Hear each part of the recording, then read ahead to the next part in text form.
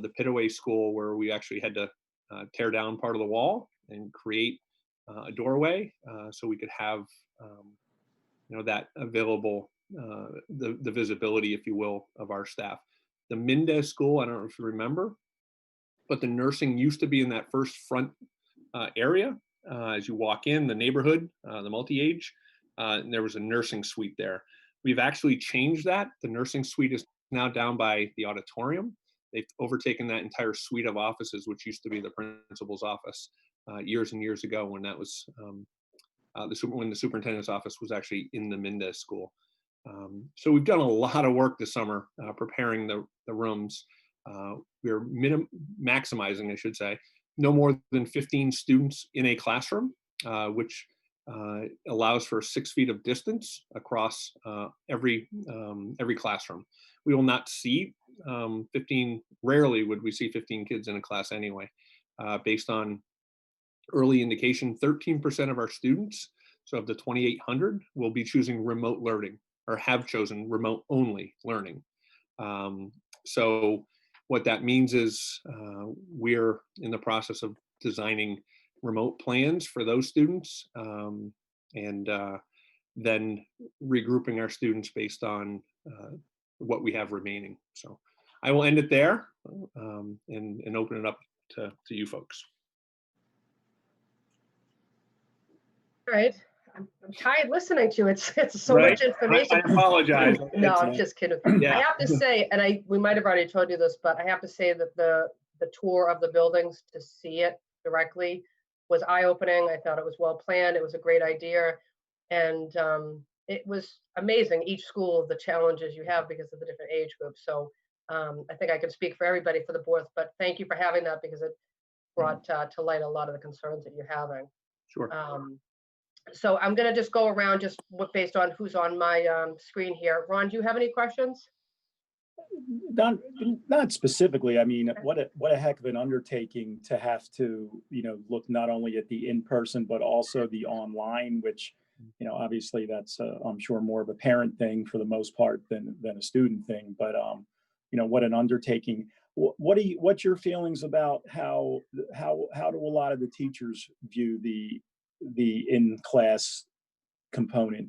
Sure. Good question, Ron. I would say there would be a cautious approach and a concern that we want to make sure all of the health and safety requirements that we can undertake, that we implement them. I certainly think we've had a wonderful relationship, and we do have a wonderful relationship with our union, and we've been working with them all summer to ensure that whatever they need in terms of creating a little less anxiety, to feel comfortable coming back into the building, that we're doing those things from a health and safety standpoint.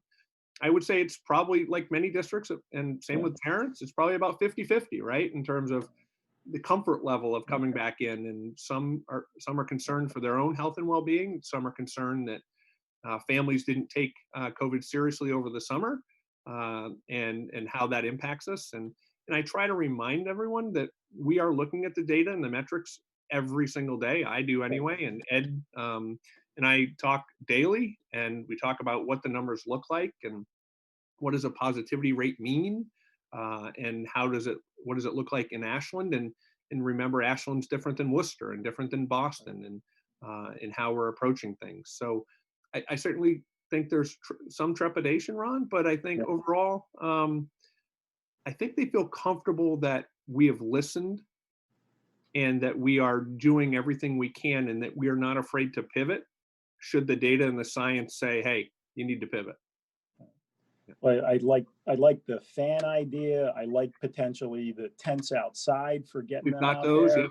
I like the 6 feet, which I've seen a lot of models that were either ignored it or were only 3 feet. Right. The hand sanitizing, I think, all you've done, I think, makes for the safest environment you can possibly have with trying to educate these kids and get them all back in the class. Yeah, and I've been pretty clear even with our staff, and I meet not say every Monday, but at least 2 to 3 Mondays a month with our entire teaching staff, and give them opportunities to ask questions. And I want to be clear. I mean, it's not it's not inconceivable to think there will be COVID cases in Ashland and within our schools and within, and we just have to be prepared based on the guidance that we've been given, rely on the Board of Health and the protocols that are put in place for our community, and follow those. So, Thank you. you're welcome. Judy? Hi, thanks so much for coming in tonight, Jim. I read, so I guess I'll address, you just talked about the metrics, but I know 100% of the students will be from Ashland, but what percent of teachers are from Ashland? Good question. I don't have a clue. Uh, I Honesty. just wonder if they're coming in from high-risk communities. Judy, So. what I do know is this. What I can tell you is this. We do have over 40 districts represented in our teaching staff for those teachers and educators that have children. Okay, so I've done surveys with, okay, where do you live? And are you worried about childcare or your community and the type of model they're using? So I know over 40 districts are represented within our community alone. I would say it's under 50% of our educators actually live in Ashland, well under. Yeah. Oh, okay. So the other thing, I read the memo that you wanted us to talk about and to vote on tonight. I guess first of all, what you did with us, taking us to every school, I think we should do a GoFundMe and put air conditioning in all the schools. I'm serious. I don't think it's fair that the office has it and the kids don't. Well, they work all summer. Well, that's the only reason why the MSBA allows that, to be honest. Well, I thought it was unbearable with a mask. I got to tell you that I thought I was going to have heat stroke. It was also a very hot day when we did it. Right. But the other thing is that I was worried about the fans because I tried to find some data and I didn't have a whole lot of time to research because I drive for my job and I've been running around. And I didn't know if there was data, like, I don't want a fan blowing on a kid because what if the kid next to him lift up his mask and a germ flew, like, and we're going to put that responsibility on the facilities people to figure out where it goes? No, so they've given the facilities, and if Joe was here or even Ron, they would tell you they've been given very specific key locations that they can actually have fans, and it's circulating the air out. So the fan would be pulling air out of the room, correct. And it has to be into the window. It has to be placed inside a window casing. Sucking air out. Yeah. Okay. So, yeah. All right, that makes me feel a little better. Yeah. Is there data supporting that? I'm assuming there is. Again, I have not looked into the fan data, except this is one of the recommendations as put forth by the Department of Public Health and the Department of Education. Are we putting air conditioning in the new school? That would still be a negative. That's not it's not a reimbursable expense. Yeah. Jim, not to butt in, but yeah, Right, it's going to be fully air conditioned. Oh, this one is beautiful. Yay. Yeah. I guess they're looking at geothermal so that. Oh yeah, I missed that. And then the other thing in your memo was about, outdoor tents, which is great. Yeah. However, we're seeing EEE again, sure. And we're going to have to start dealing with that somehow. So all we're hoping is I don't know how you're going to figure all this out, Jim, but God bless you. Yeah, right. To your point, though, too, with EEE, we obviously I came before the board last fall, and we talked a lot about sundown to sunup, right? Right. We will not be having students under those. I mean, it'll be just during the school day where there's absolutely less risk of EEE and mosquitoes. Right. So now, when it got to first, you kept the kids in at recess, and then they had to kind of have a note whether they could go out. Yeah. Will it have to get again? To that we will take the guidance, based on the data that's presented to us for sure. Yeah. But yeah, it's another. It'll be another interesting. It's been interesting. 2020. Yeah, sure. I fall bet of 2019. I bet everybody's very exhausted. The work that's going into figuring this out is just mind blowing. Yeah, it is. Think of all the experience you're getting. I would have rather spent time with my family. Yeah, I'll bet. Jim, when are the teachers coming back? Will they be working remotely, or are they doing? Actually, they are, the new teachers are coming back next Tuesday, Okay, and all teachers will be in next Thursday. okay. So the So teachers are physically going to be in the school even the days that they're correct. remote They will learning? be Okay. in the building, in their classrooms. We will not be congregating as typically we might normally do, Mhm. where everyone comes together for the first session of the school year. We will do that remotely. Teachers want to get into their classroom. They will be responsible for setting up all of this online learning and numerous, you know, the potential if we went fully remote, they want to make sure they have all of the that squared away. So we've got 10 days. The commissioner, excuse me, had an agreement at the state level that all teachers get 10 professional days to start the year to prepare for hybrid and remote learning. So that's what we'll be doing. Okay. So they're actually coming in 5 days earlier than they normally would. Oh, Okay. Yeah. okay. Okay, Ed, I know that you probably had a lot of contact with Jim, but do you have any questions for Jim or? No, okay. KG? Oh, I have 4 or 5 questions, if you don't mind. No, Jim, If KG has a question. Jim, No. Jim, thank you for letting us come in there on the tour, and then we really found out what you're doing and what you're going through with so many varieties of students as well as buildings. They are in different shapes, different sizes, so you need to accommodate too many things for getting a good program going. And you talked about the air filters. Do you change them? How often? Well, they will be whatever the manufacturers require. I'd have to go back and look exactly what they're saying, but typically quarterly is when they've been. Okay, so believe that's it's why quarterly. you're doing the air tests quarterly. Exactly. Okay. Yep. But if you're doing the changes before that, I would recommend the test be done before that. Sure. Yep. That way we know when the filter was there, what the quality was. Yep. And when you have do you have a health expert to review your paperwork, that you have plans on your own, or you have somebody from the DPH running through, or you are following the guideline? Yeah, the DPH. So Okay. our Joe Richardson would be in connection with DPH. So there is somebody who's all looking into it. So that's good. And the other thing is, remember that I had asked for drinking water be provided during the Yep. very high temperature days. And you may want to still continue to do that. And maybe you may want to install some contactless water dispensers and disposable cups. Yep. During that time. So that's one. Yep.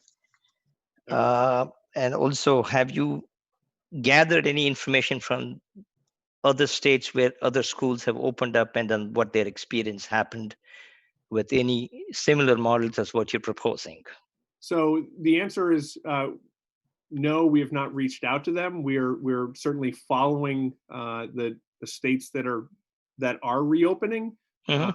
And what I shudder to say, to point out a state like Georgia, for instance, where what you see on the news is not going to be like it is here in Massachusetts, because one, they're not required to wear masks in Georgia. Two, they were not using physical distancing. They were just having full on everyone in, and that is not how Massachusetts is acting. I certainly think all around New England, again, typically New England states do not open before Labor Day or right around Right. Labor Day. Mhm. So the conversations that we will be having as local communities and regional in terms of New England will certainly be happening. I know locally Hopkinton, Medfield, Medway, Dover, Sherburne, Natick, they're all starting with a very similar model to ours, not necessarily the 2-1-2 or 2-3, whatever you want to call it, but they are certainly going to be taking the same undertaking. Wellesley, Needham, a lot of us collaborate every single day Okay. So in trying to make sure that we are doing what's best for our students, families, faculty, and staff. the other thing is about the staffing. Unfortunately, I'm sure the coronavirus doesn't distinguish between A and B. So it's possible that some of the staff may be in trouble because of this, and then you probably have a reduced staff to work with. Do you have substitute staffs planned already, or? Yeah, that's a so good that- question. And it's actually, I'm more concerned about the number of faculty and staff that might have their own medical concerns where they may not be coming into school. And we have to then provide either long-term substitute teachers or remote teachers or proctors, if you will, for classes. Again, we're obligated if someone does have a medical condition, and we have to provide an accommodation for that individual. And if they want to teach remotely from home, they can, and our students might be sitting in the classroom. And so we have to have staff in there monitoring and making sure those kids are focused and paying attention and are online. So we are advertising and hiring more staff every day to ensure that we have adequate staffing, for sure. So, because let me tell you my experience with Suffolk University. They have sent us an email asking us to provide substitute teachers within the faculty who could take over our job, as well as where we store our grades. That also is needed if, for unfortunate reason, something happens to us. Right. Students are not stranded with not having their grades or not having a teacher. Right. So you may want to look at some of those aspects and then get things going with it. Yeah.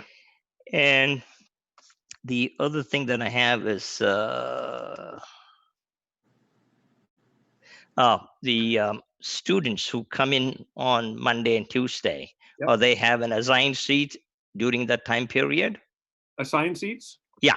Yeah, oh yes. Assigned desk. So they don't change their desk from the start of that week to the end of their session when they go. That is correct. Okay, so they've cleaned up.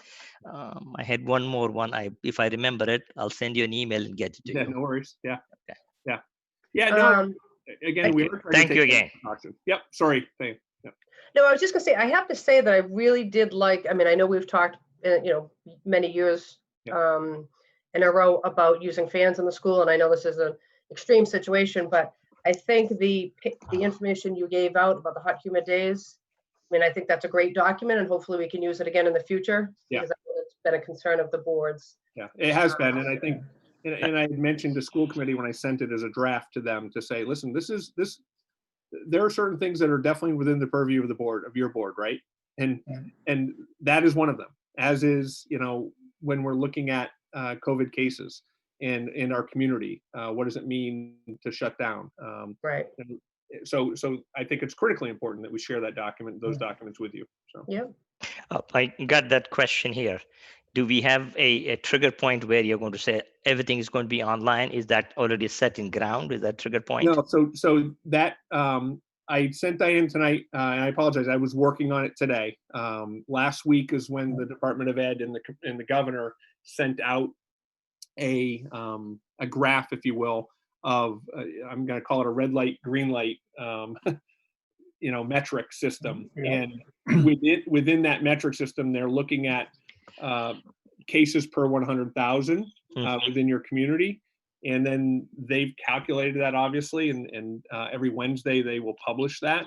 Ed and I do this all the time, though. I've been sharing this information and the data with our union leadership on a weekly basis already. And we're tracking that based on not only Ashland, but the numbers. I've broken it out by age groups, whether it's 0 to 10, 11 to 15, 16, like based on my schools, so I can show this data to teachers. These are where our cases are, because I think it's important to understand that we might have 5 cases in Ashland, new cases, but what if they're all at a senior assisted living? How should that, or why would we have that impact our schools if that's not, if those cases aren't readily in the school system? You don't get the addresses though, do you? No. I just get the number. And Judy's like, wait. No. And we have medical. How are you having those discussions, Jim? Yeah. So we have to have them. I think it's critically important we understand that the data that exists, which is all online. I can get it from the state, on every Wednesday, same data. Not the addresses though. Of Oh, real heck no. people. No, you can't get that He's on. giving you a hard time. I know shit. But Ed gives me everything that the state might get, but we do it more regularly than the state would. Would Framingham's cases be an important thing here because that's a larger town and there is more interaction between the population in Ashland and Yeah. Framingham than any of the small towns? So would you Potentially, put yeah. that as a big factor to look at it before you? A big factor? I don't know about a big factor as much as it's a factor. Well, you have malls in Framingham, which is the closest malls that we have, so everybody understand. congregate. Right. So there may be more interaction there between people and the residents of Framingham. I think Or- looking at all of the towns that surround us and where we pull and draw our educators in from Yeah, okay. is important too. Sure. But if we're looking at our cases so the metrics that we're looking at certainly are what are the town of Ashland confirmed cases per 100,000 over a 14-day rolling period. So every day or every week we're looking at that. And then what is the positivity testing rate across the state? Those are two factors that we're looking at to say, okay, if this occurs and this occurs, then hey, we have to go remote only. So the proposal that I've put forth, which is again, it's still just in draft, that for instance, if we had between 2 and 6 confirmed cases per 100,000 in Ashland, and the positivity rate of all testing was 1 to 3%, that we'd be in a hybrid model. The only way we get to a full in-person, everybody in, is if there's 0 to 1 cases per that 100,000 over this rolling 14-day period. Okay. Then the positivity rate is under 1%. I just sent I sent a document to the board, so, Yeah. I mean, you Sure. can take it. You can take it. So if you want to, again, it was just shared because I just barely finalized it, the first draft an hour ago.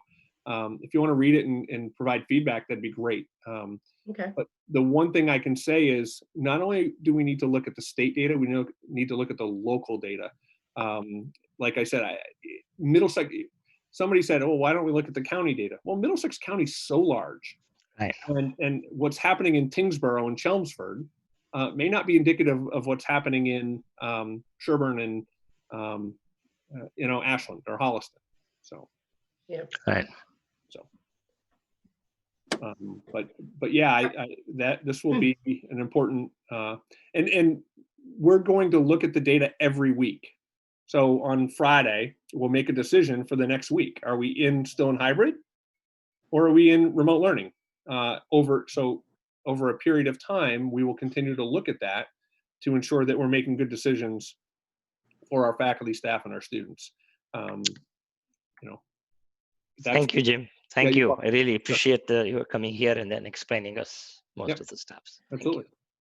Absolutely. Mark, do you have any questions for Jim? No, KG did ask one question for me. that- Thank you, KG. It was related to the filter changes, and I'd be interested in getting that information, Jim, when you do Sure. get the manuals on the filter changes. I went to a meeting years ago, a training with your staff, and it was about filter changes. So that'll be interesting to see what the manufacturers, you'll have manufacturer's specifications on that. Correct. And that's what we did in order to determine, could we even meet the requirement that was being requested at MERV 13? And the answer from the manufacturer was yes. That's why we actually shifted to that level. Excellent. Don't ask me about the particles and the MERVs, but I just know that's the name. I can ask the guy that's in the other room. Exactly. Yeah. I have a question from Mark, though. Okay, Yeah. I was gonna say, I know Jim, I just want to kind of wrap it up here for Jim. I know he has another meeting, so we'll just ask a couple more Yeah, questions. Judy? So I guess I have a concern about approving the fans because I don't know enough about them, that they're good or bad for this type of virus. So I'd like to know Mark Oram's opinion as the health director. Has he got any data on it, or has he heard, is this DPH standard?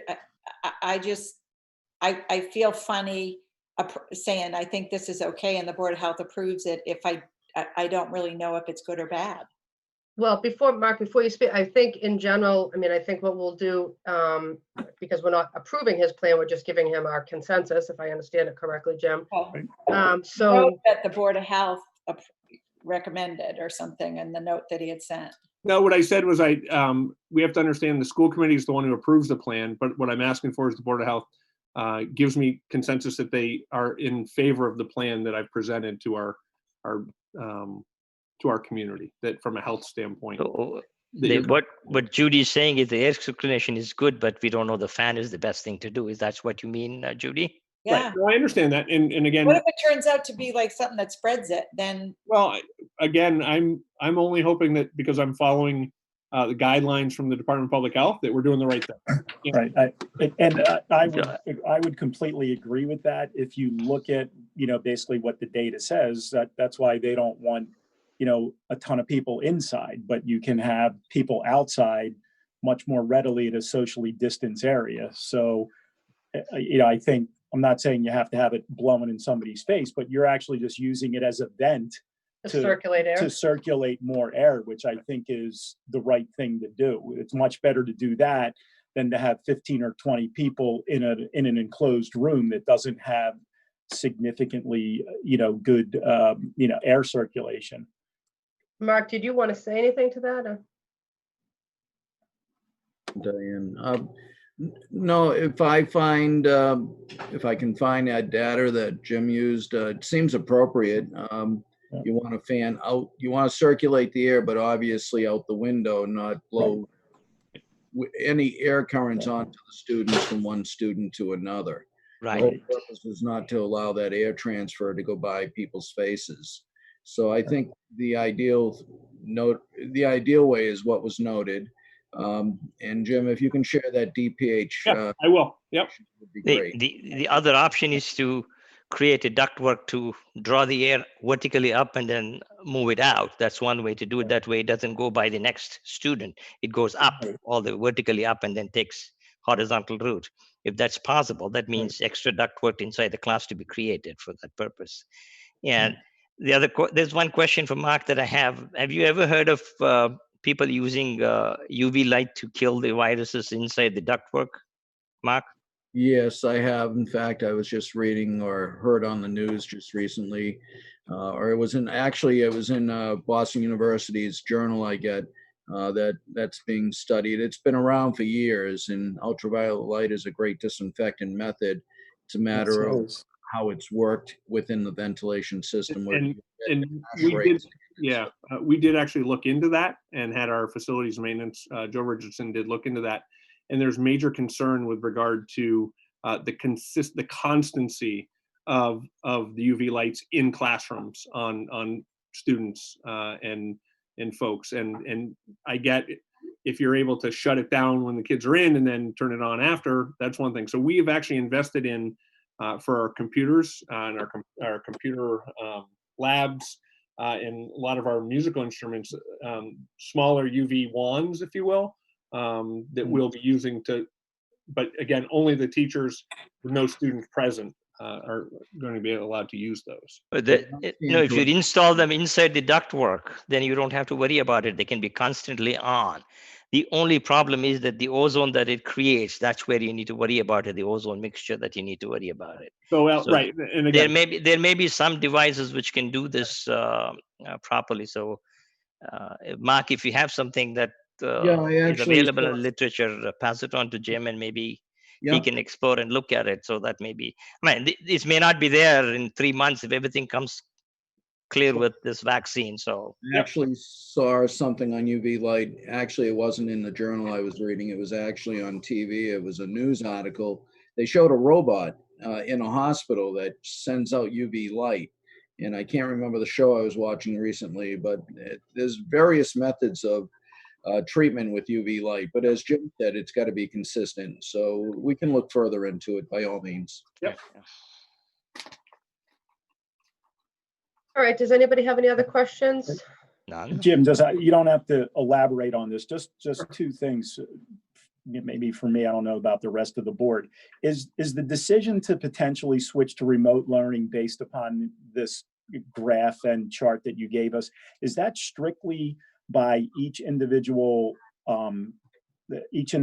town, or, you know, basically you in our town, or is that up to the Baker Polito administration? And then if you change things, how does that information just get disseminated? I'm sure all the kids would know in a second, but Yeah. just for everybody else. So good question. One, I think I started the conversation tonight by saying we've had very little direction from the state level. And the direction that we've been given is, here's a metric. Well, okay, so that's all well and good, but how should we be applying that metric? And I'll tell you, 351 superintendents across the Commonwealth are looking at it saying, we don't have, you know, we've got to create our own metric for our local communities. Okay. So your question, Ron, we've created this. We're looking at this holistically from the top down, from what the governor has said. This is why it's safe to go to school based on this metric. Well, that's all well and good from a state level, but I think you have to localize it. And I think that's been part of the concern, at least in Massachusetts. I'm a New Englander born and bred, and we believe in local control.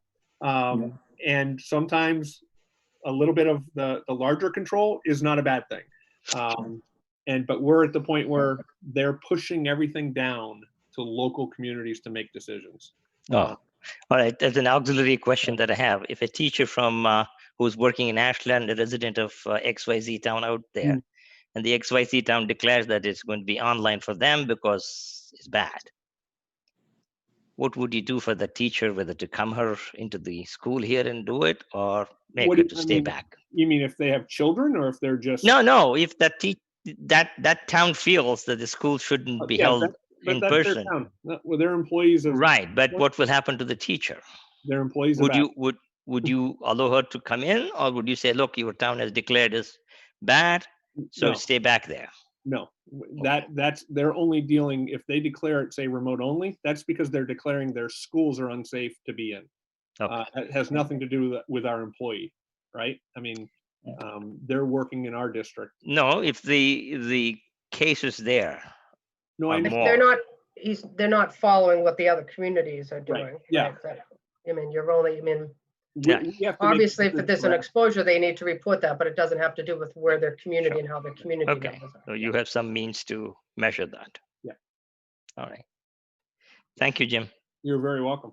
Yeah. Thank you, Jim. Yeah. A lot of info. Thank you. Do you want the board to take a vote? If you don't feel comfortable, again, it's the school committee voted the plan in that that they're supporting a hybrid model. If you felt comfortable with, and Judy, I understand your point with regard to the fan piece, but if you felt comfortable with the model itself that I've posted and that I've presented, that the school committee has voted on from a health standpoint, that we're following protocols as outlined by CDC, that we're going 6 feet of distance, that the measures that we're putting in place are, of sound mind, if you will, in judgment, then feel free to, take a consensus vote that you support the plan as is, but with the understanding, to me, that we'll continue to monitor the science and the data. You have to, and that's what I have. It might change. I have to do that. Probably will change, right? It will. There's no doubt. When is the school committee meeting? We're not meeting again until next Wednesday, but they approved it 2 Wednesdays ago.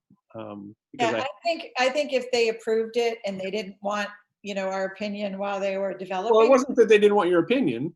We had a deadline that the Department of Ed said you have to do this. Yeah. So, and we got for me, it was inviting you on the tour to understand. Right. The opinion piece, Judy, comes from the heat index and the potential phases of what we're doing and moving between the remote and hybrid, or remote, hybrid, and full in person. So. Well, I think without having to take a vote or take a consensus, I think just to kind of pull it back, from the time that you invited us on the tour to even you coming and presenting it to us, we appreciate you keeping us informed and, expecting the board for their thoughts and questions. And And I think the biggest thing is just keeping us in the loop so we can hear it Absolutely. firsthand from you. Because as you know, a lot of times we get phone calls or emails or something. This is what I heard, and we just want to make sure that we, we're all on the same page. How about if we, Just so you also know, Jim, like, I had no idea Ashland was holding a graduation because I don't know anybody with seniors. Mhm. So when I found out like how they did it and everything, I was like, oh, did they run that by Mark, or did they run that by Ed, or did they, reach out to anybody on our board? Because I was kind of shocked by that.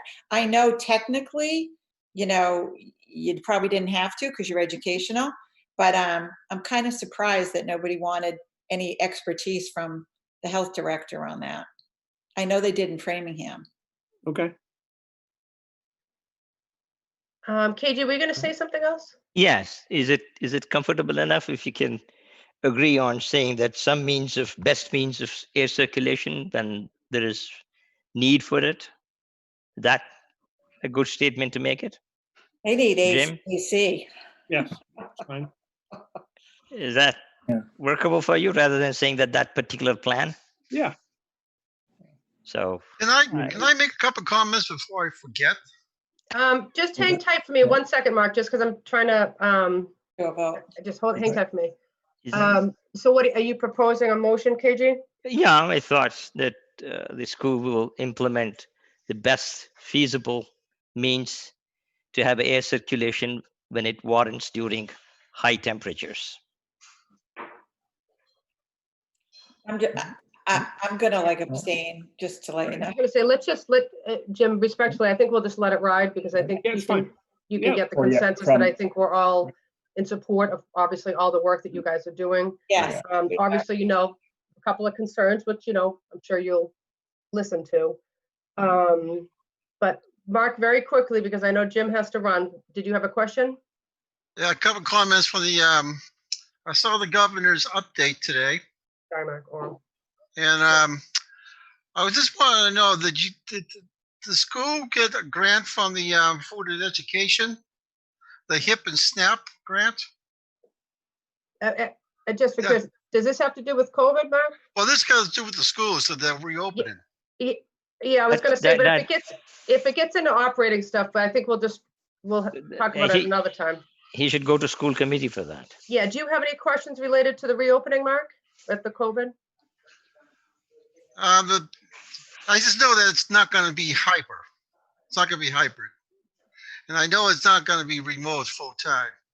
So I just wanted to know, what does when the teachers teach, what does it mean by the 900 hours of teaching? So Mark, what it means is that students are supposed to be in class for 900 hours of learning. That's all that 900 means. Yeah, Well- and the food nutrition grant, did you get that part of the school education funds? Yeah, they're still, Lisa Bowden has applied. We haven't heard yet. Well, Jim, I know I can't speak for the whole board, but I think a lot of obviously planning went in and hard work on everybody's part. I don't know how the school year is going to go, but it sounds like you've made all the appropriate moves, and you're trying your best to make it work in this hybrid model, which I certainly commend you and the teachers, and obviously the students, and at least 87% of the parents that trust it. And I like your reasoning and your judgment as far as continuing to actually monitor those rates weekly instead of bi-weekly, like they're saying here. And I know you'll make the right call if you think it's in the best interest to shut it down. So I'm in favor of you trying. Like I said, I don't know that anybody knows how it's going to work, but you can't not. I think you can't not try, Right. Under the circumstances and the conditions that you've laid out and set down. I think you can't even, like you said, compare it to Georgia or other states that have, no reasonable protections and safeguards as set out either by the CDC or, the Mass Department, the State Department of Public Health. So I think you're implementing it in the best way. And, I like what you're doing. And if it doesn't work, you'll know. Right. Yeah. And of course, if you need anything from us, you can reach out to us. Yeah, when is your next meeting? Because what I do want to bring back is, again, the documents I shared with you were drafts. Yeah. And certainly, if you want to read them and provide feedback to me before, please do so I can incorporate that into anything I present to the school committee in a week. So, Okay, we meet, our next scheduled meeting is September 1st. okay. We can always meet if you need anything urgent. Right. Yeah, no, again, I'm not necessarily looking for you to do that as much as I'd like to get your input. That's all. And that's why. Sure, definitely. Because I'm looking Right, at and if- the news about these colleges, and the comparing college students to high school students is not good because they're different breed. Absolutely. So Right. the behavior is completely different here compared to the college kids. So we can't use their samples of what's happening in the UNC and other places. Yeah. Well, I think what we'll do, Jim, is let everybody take a peek at it, and if people have questions, concerns, or comments, they can send them to me, and then we can send one email to you versus you getting. If that makes sense to the board. Okay. Yep. Yeah. Yeah. Because I didn't look at it in my chat, so. Yep, yeah, okay. absolutely. Perfect. All right, Jim, have fun at your next meeting. Bye. Yeah. Good try, board. Thank you. Yeah. All right, Thanks. take care. Thank you. All right. Take care. Bye-bye. Thank Bye-bye. you. All right, if everybody's okay with it, we have Tom Curran on. I know he was going to give us a quick update. Just going to skip ahead to 6A, which is King Beebe's. It's the food program in general, but it's King Beebe's. So if you are all set, if you want to give us a quick update on that part, and then we can talk about the new food program. Sure. How's everybody doing? Wonderful. Sorry. Hey, no worries.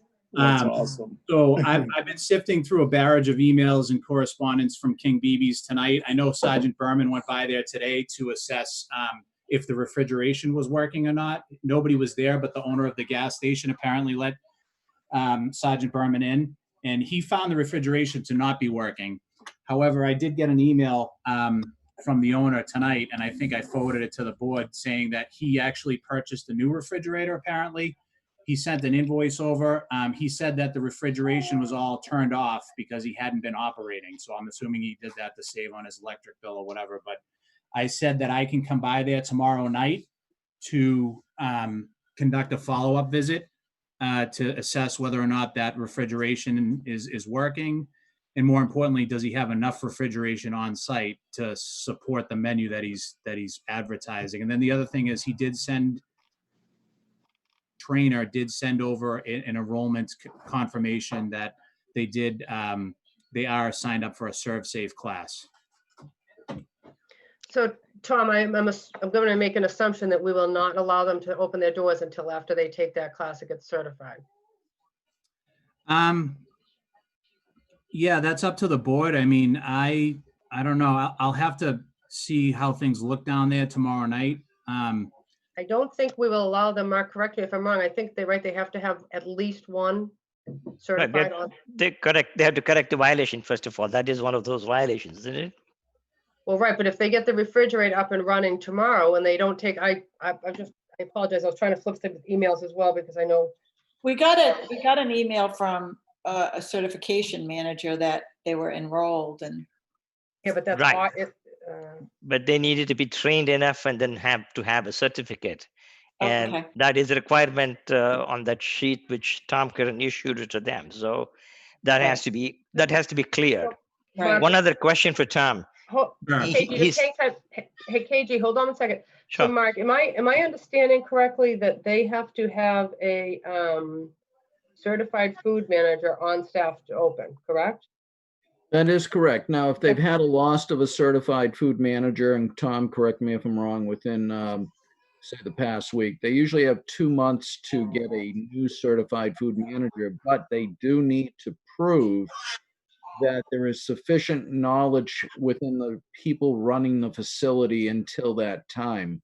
Tom, correct me if I'm wrong on that. Yes, Mark, you're correct. They have 60 days grace period to get a new manager in the absence of the one that they had previously. So if I can go there and make an honest assessment as to whether or not they're brushed up on their knowledge, I mean, I would consider letting them operate. But, they have to prove that they have the knowledge and the food safety skills to be able to operate the business safely. There is sort of a language barrier there, as you might know. So I'll do everything in my power to try to translate and convey to them what the expectations are. Well, I mean, I'll say my opinion, because obviously we're a board for a reason, is I do not feel comfortable with them operating without a certified food manager on staff because of what happened. I mean, you're the expert in it, but from being there, I think because of the language barrier, I don't know that it's going to be clear that they understand what they're supposed to do. I mean, I don't know if they have somebody there. At the time when Ed and I went there that night, they did call somebody who could interpret, which was good. But they also were still operating an hour after we closed them down. So I don't know if they understood. So if our regulations allow them to operate, that's fine. I'm a little unsettled about it, but I trust your judgment. If you go there and you feel that they're capable of operating, I would support you on it. Diane, you bring out a good point too. When did they lose their certified food manager? If it's already been more than 60 days, I don't believe that they need any grace period. Well, the other thing is that they are supposed to notify us. They are supposed to notify us when such thing happens. When somebody leaves, they're supposed to notify. This is what they signed, and they put the application form, and they've signed under oath. So they did not do that. So we don't know that they have left. Okay.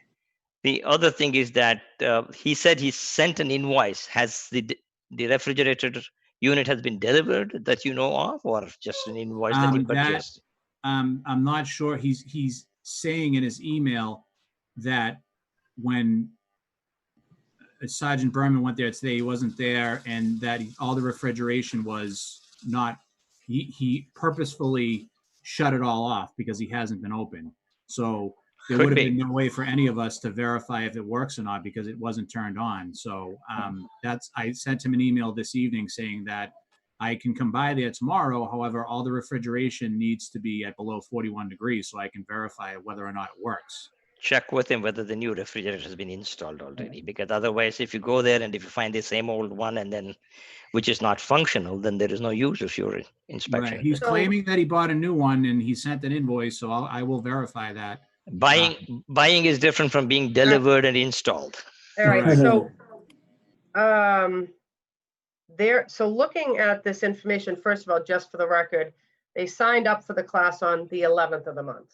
So I don't know the exact date we closed it, but it was a little time.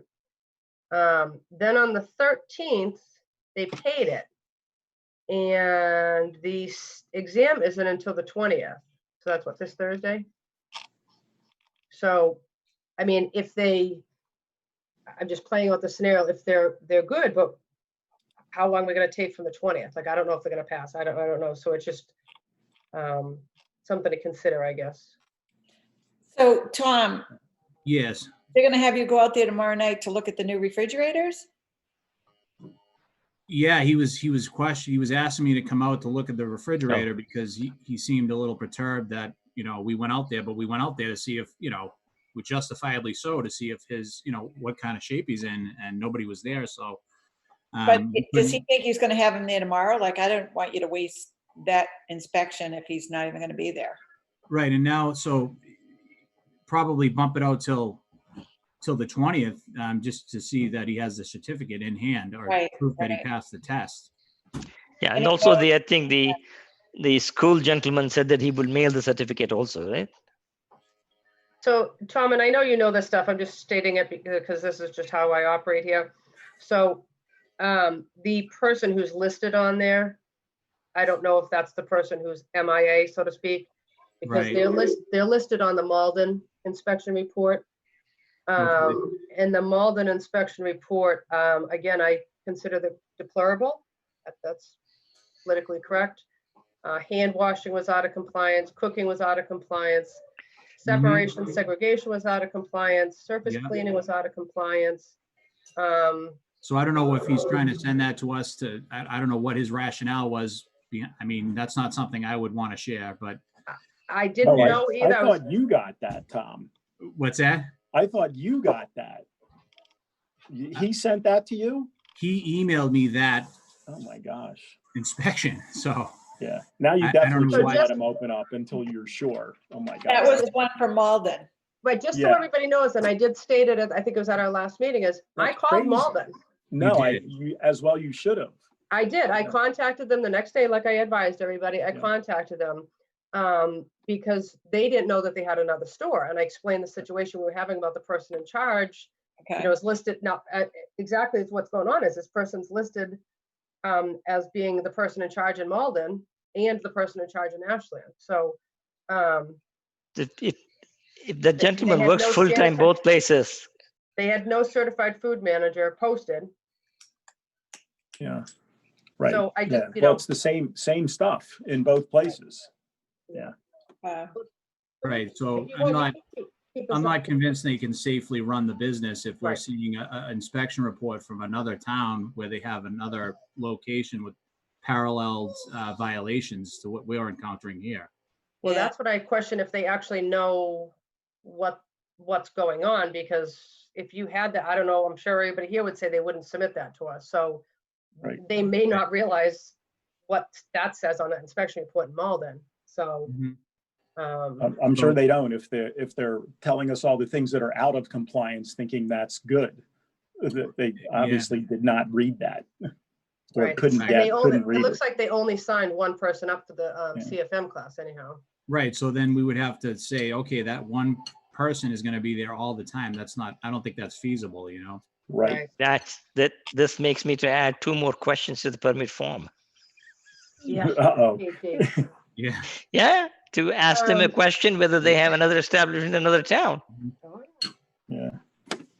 All right, between Mark, I'm a little leery about letting people into the meeting that I don't know. Don't laugh, KG. People have bombed meetings recently. Don't It laugh. happens. I have had it from my college anyway, so Oh. don't worry. No, well, they went away, whoever they were. Yeah. it just- That was Max. I'm not too sure who Max is, anyhow. Anyhow, Mark and Tom, do you want to give us an update on the new food program that we're all excited about? Go ahead, Tom. Sure. Go ahead, Mike. Sorry. I was gonna say, Mark, why don't you go ahead? Tom Sure, I'll needs a start break. first. Tom's had his share tonight. We are training next Wednesday, a week from tomorrow. Final training. So we're hoping to be putting this program in place beginning of September, somewhere right at the beginning. And Nice. it will be more visual, as you all know, and just a better program to work with. Awesome. Do they have any YouTube videos that you can share it with us? I don't know of any KG, but I can ask. I thought Please. the gentleman was recording your last training. You were gonna send it to the board. Not for sure on that day, and I can check though. I'll look into Okay. it. Ed, did he record the last training? Or, okay, maybe not. I thought, Yeah, I don't remember if he did or not. I don't remember. okay. I know And that then- they do have a multitude of YouTube videos. I'm not sure if that's like That's fine. I mean, proprietary information, but I can see if I can get you guys a login for that so you can look at it. Good. and my Thank you. loaded question for the three of you, and ironically, you're all right in a row on my computer screen, is how are we doing with COVID inspections for the food establishments? Is everybody, where are we at? Who wants to go first? I was just gonna say, don't all jump in. huh? Yeah, so I'm away a little bit. I'll go first. On the COVID inspections, we are definitely keeping up on that. And I know Tom has definitely been catching up on the food inspections. I would say the last week or week and a half, we've been just answering, I've been answering some minor complaints from different people. For example, we had one today from the Dunkin' Donuts at the Seasons gas station that the employees weren't wearing their masks. So I went in, everybody had a mask on, and but I just, reiterated, talked to the manager, reiterated with her, just please kind of be diligent with the staff, make sure they're always wearing it. Very accommodating. We did get, this was going to be part of my report, but I'll just go into this one too. So just so the board knows, we went in, I went in and did a COVID education with Ashland Lumber. Talked about mask use and all the paperwork that they needed to do, cleaning the frequently touched surfaces. About a week and a half later, another complaint came in, no mask use. I went in, I observed the no mask use, spoke to them again. And interestingly, I believe it was the same complaint actually filed with the state today, which was, I'm kind of glad they did. So DLS is now will be looking into Ashland Lumber. So they called me to see if I had gone in. DLS, actually, I spoke with them today to see if I had done any, and I assured them, gave them the dates and everything. So they're looking into that now. No, and I know this is, I know everybody, I know Mark, you've been away, so it might be to the other two, but the spreadsheet, I'll call it, doesn't appear, I'm not, I know I've been trying to work with Laura to try to make sense of it, but it doesn't, like I was looking at it just to see before the meeting, is that are all of our food establishments current with COVID inspections? And I couldn't make sense of it. That's why I'm asking the question, like, let's just say we have 25 establishments. I mean, are we there? Are we close? Like, kind of where are we at with that? Just because I know it's been to me, it's been a little rough with some of the establishments we've had. I just want to make sure that we get out there and get the I'll call it the initial COVID inspections done. I mean, if we get a complaint, that's one thing, but I want to make sure that all of our food establishments are up to par. So you know what, I can work with Laura tomorrow and have her, what we'll do is I'll have Laura kind of recreate that spreadsheet. We'll just list the restaurant COVID inspection and the dates that they've had inspections. And that'll be a great way for us to figure out maybe who we need to go after again. Okay. So instead of having like a narrative, because you shouldn't get a narrative because you guys I'm emailing you the inspection reports as we do them. So I can work with Laura on that tomorrow. We can probably get something compiled pretty quickly, get that out. Yeah, yep. just because I do look at it, because I mean, I think it's information that we all should have, but it just didn't really make sense to me. So if you guys can just update that on, I say, again, all three of you are next to each other, my view, just make sure, because when I look at it, I go, oh my goodness. And I know that it's probably not what it appears. So I just want to make sure that it's up to date. It's more organized. I'm not too sure how to, so. We'll at least know which has not been inspected. Exactly. Yeah. Well, right. Again, I think it would be a good resource for you guys to go, oh, that was, I just don't want us to say, oh, that was an oversight. I forgot about X establishment. So if it's, okay. Yeah, so I'll get with Laura first thing in the morning. I have an idea how we can simplify that. And as soon as we're done with it, we'll share it out with the board tomorrow. Okay. And then there's a few updates that I need to add to that. Okay, well, that's good. See, okay.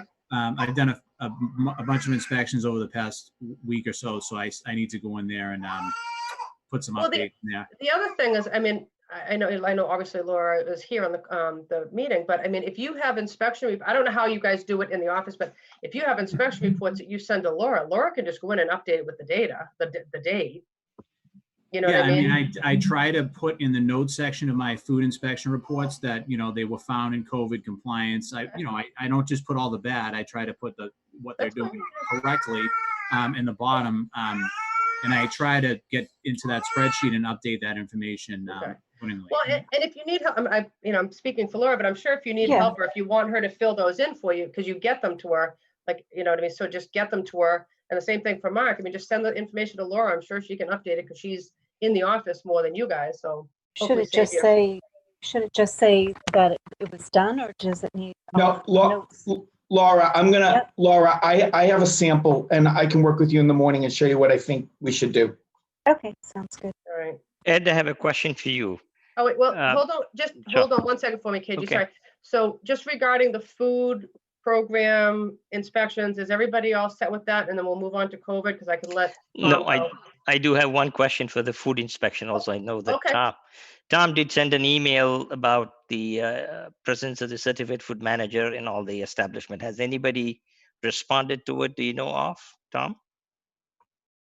I've had several operators respond just as a courtesy to to send over their current certified people, and it's good to see that we have several establishments that have multiple people on staff that have that certification.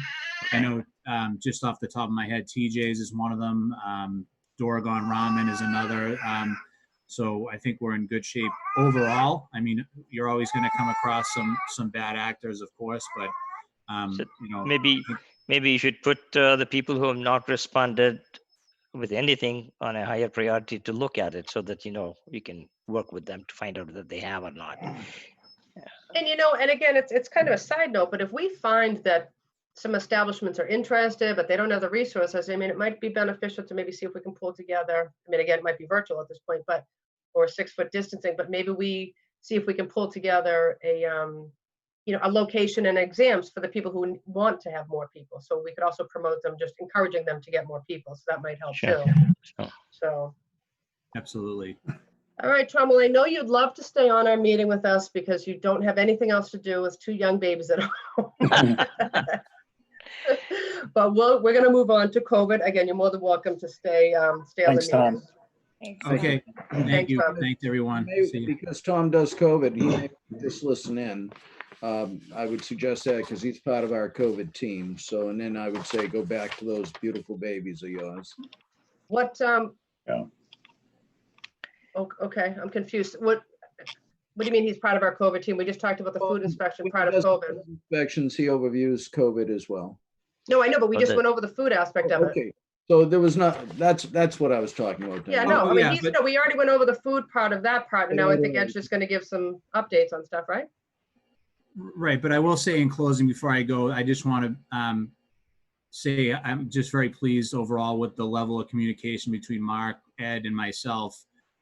We've been very efficient and kind of tighten up the game when it comes to the COVID responses to complaints, and working cohesively to make sure that any issues that we encounter out there are addressed pretty swiftly. I can say, That's awesome. I can say that with confidence. Yeah.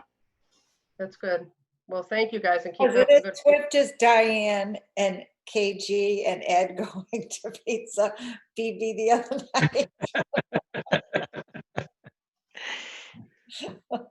We do You have don't know our how quickly Ed was reinforcements in when my driveway to necessary. pick me up for that. They have delivery to Falmouth.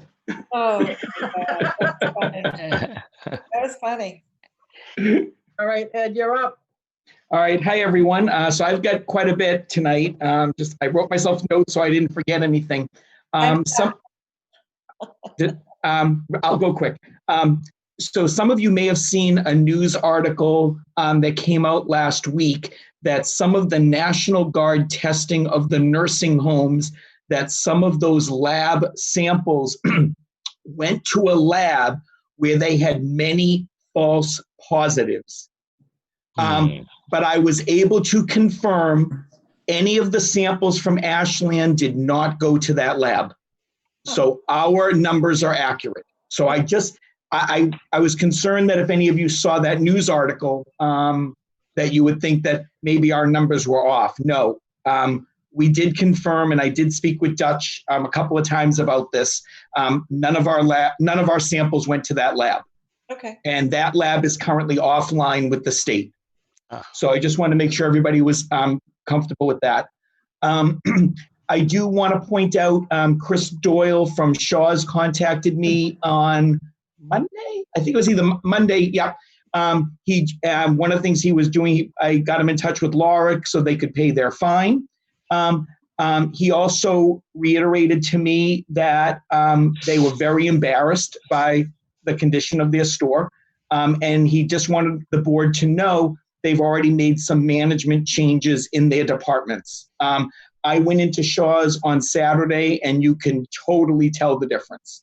And I purposely walked around the store. I went to actually get some stuff, but very, very noticeable difference from what we saw. So I just want people to know that.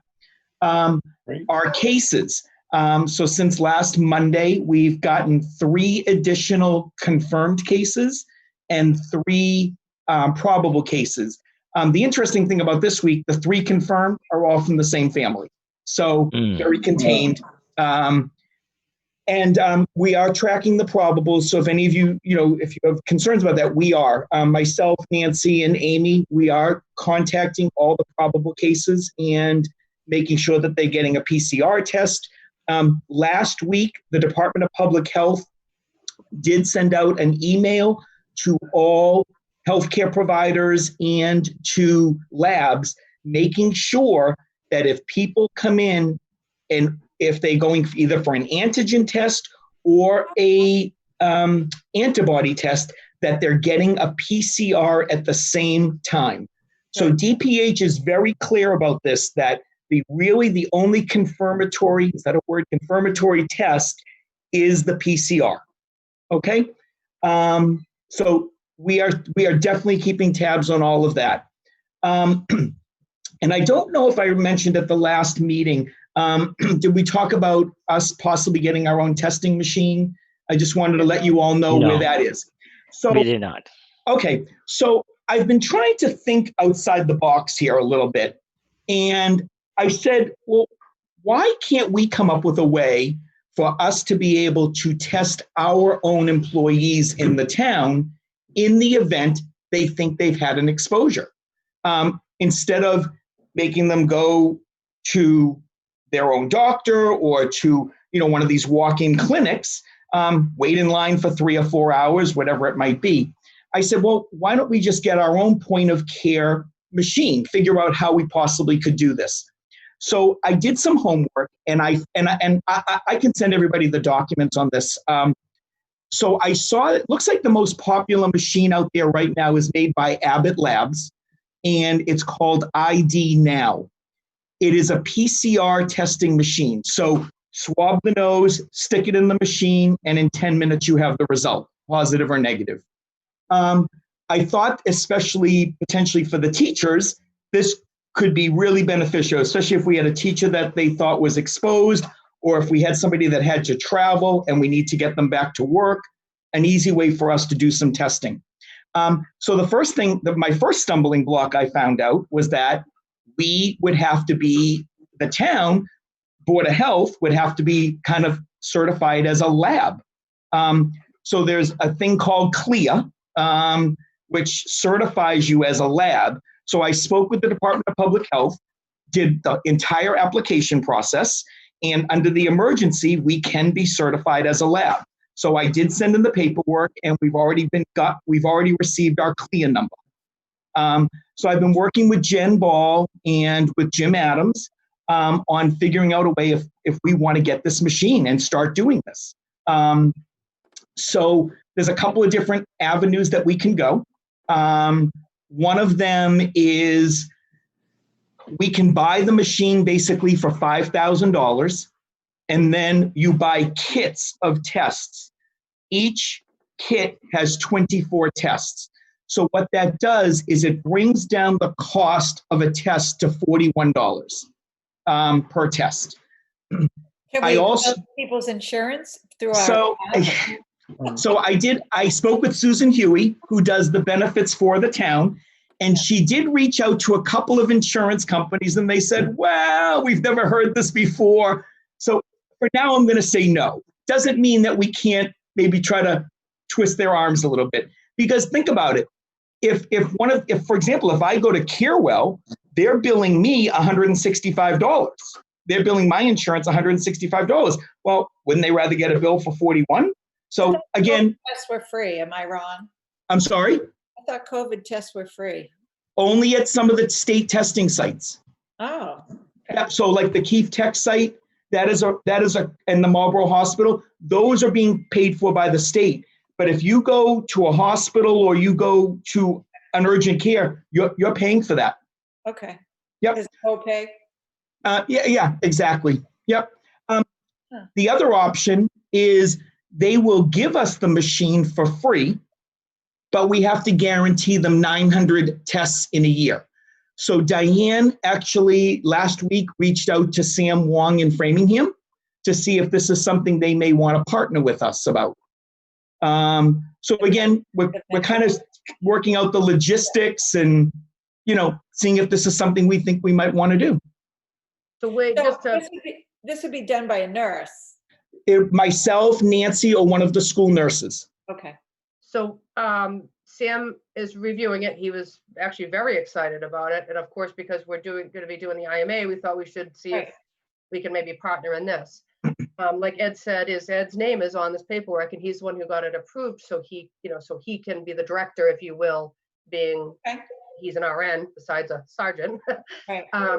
So we are working with them. It's not concrete, but I mean, hopefully we're kind of hoping maybe even tomorrow that we could pull the plug in whichever way we go, because I think it's going to be useful, so. So does it mean that you will probably move your equipment from here to Framingham to do for Framingham, or they'll have to come here? No, they would come to us. They would come to us. And what was really interesting, the rep from Abbott, she was great. She's like, believe it or not, she goes, you're the first town or city that even called us to even consider doing this. They usually only hear from doctors' offices. Again, just trying to think outside the box a little bit. So I guess here's my concerns. I love that you're thinking outside the box, and I think this could be really cool, but I'm trying to envision. So if a teacher thinks maybe I should get tested, and we say, okay, no, well, give me a scenario. Let's just say, putting myself in the situation. So let's say my husband tests positive. Okay. And I'm at direct exposure to him. Right. I can get the test done. Okay. So okay. You get the if I don't have any symptoms, I'm not exposed to anybody, but I said, darn it all, I really want that test. I need to pay the $41 and get it done. Okay. So Ed or the nurse or somebody has to gear up in that hazmat suit with the shield and the mask and go out to the bar, right? Either that, that we would have to come up with a whole protocol how we would do that. That's more money in PPE. So just so you know too, is if we said that we were going to go for this tomorrow, it's still not coming until what, beginning of October, Ed? Late October, early November. Okay. So I mean, we have to put together protocol. Exactly. I mean, you're working more. I mean, I got involved just talking to Sam, but I know that you're working with Jen Ball for this. So I mean, I'm sure they'll have written. Oh, absolutely. And the people from Abbott. Additional cost. There'll be cost of putting equipment on.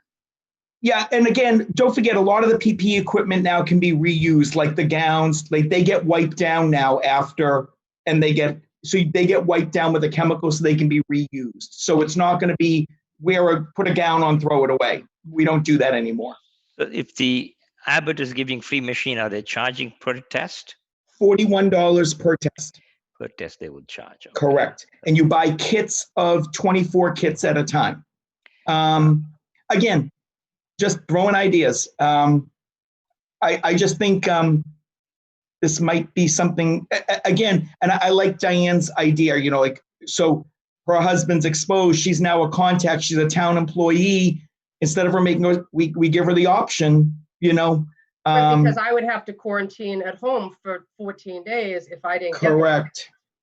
So to me, it's a benefit of the town. I mean, granted, I work part remotely, but it's a benefit of the town as well that I get tested and of course test hopefully negative. Right. Jim Adams Jim Adams told me the union was very interested in this idea. And I did speak with Audrey LaCroix, who's in charge of all the school nurses. And she even said, this is something we could definitely help you with if that was the case. So you did not hear from Michael Glynn? Mark, I just muted you. Sorry, I just muted my. Ed or Diane, could this also potentially include monitoring, the kids in school for it, or is this would just be for town employees or relatives potentially that may have come in contact if a town employee tests positive? Yeah, the way we originally proposed it was initially for employees. Again, I think it's certainly something that could be expanded, and if it was something that we thought, even like if we're getting Framingham on board, maybe if we seem like we're getting a lot, then we could work with Framingham to get an additional, have Framingham get their own machine and we share the resources, again, just ideas. Great idea and awesome work to already kind of get the gears in motion, because I'm sure it takes a little while. It takes a while to do all this. So, yeah. Yep, the paperwork from the state was interesting. Yeah. So how is your plans for distributing the vaccine if it comes through that you're planning on? Actually, that's funny. They said that. So Kitty Mahoney actually sent myself and Mark an email this afternoon. They are working right now on the flu clinic, what that's going to look like. And as of right now, they've been watching the model at Keefe Tech with the drive-through for the testing. COVID, yep. So their current plan is they are going to use Keefe Tech, and they're planning to do a drive-through for flu. They also will have this year. Kitty put in her email, they're going to have the high dose available for the seniors.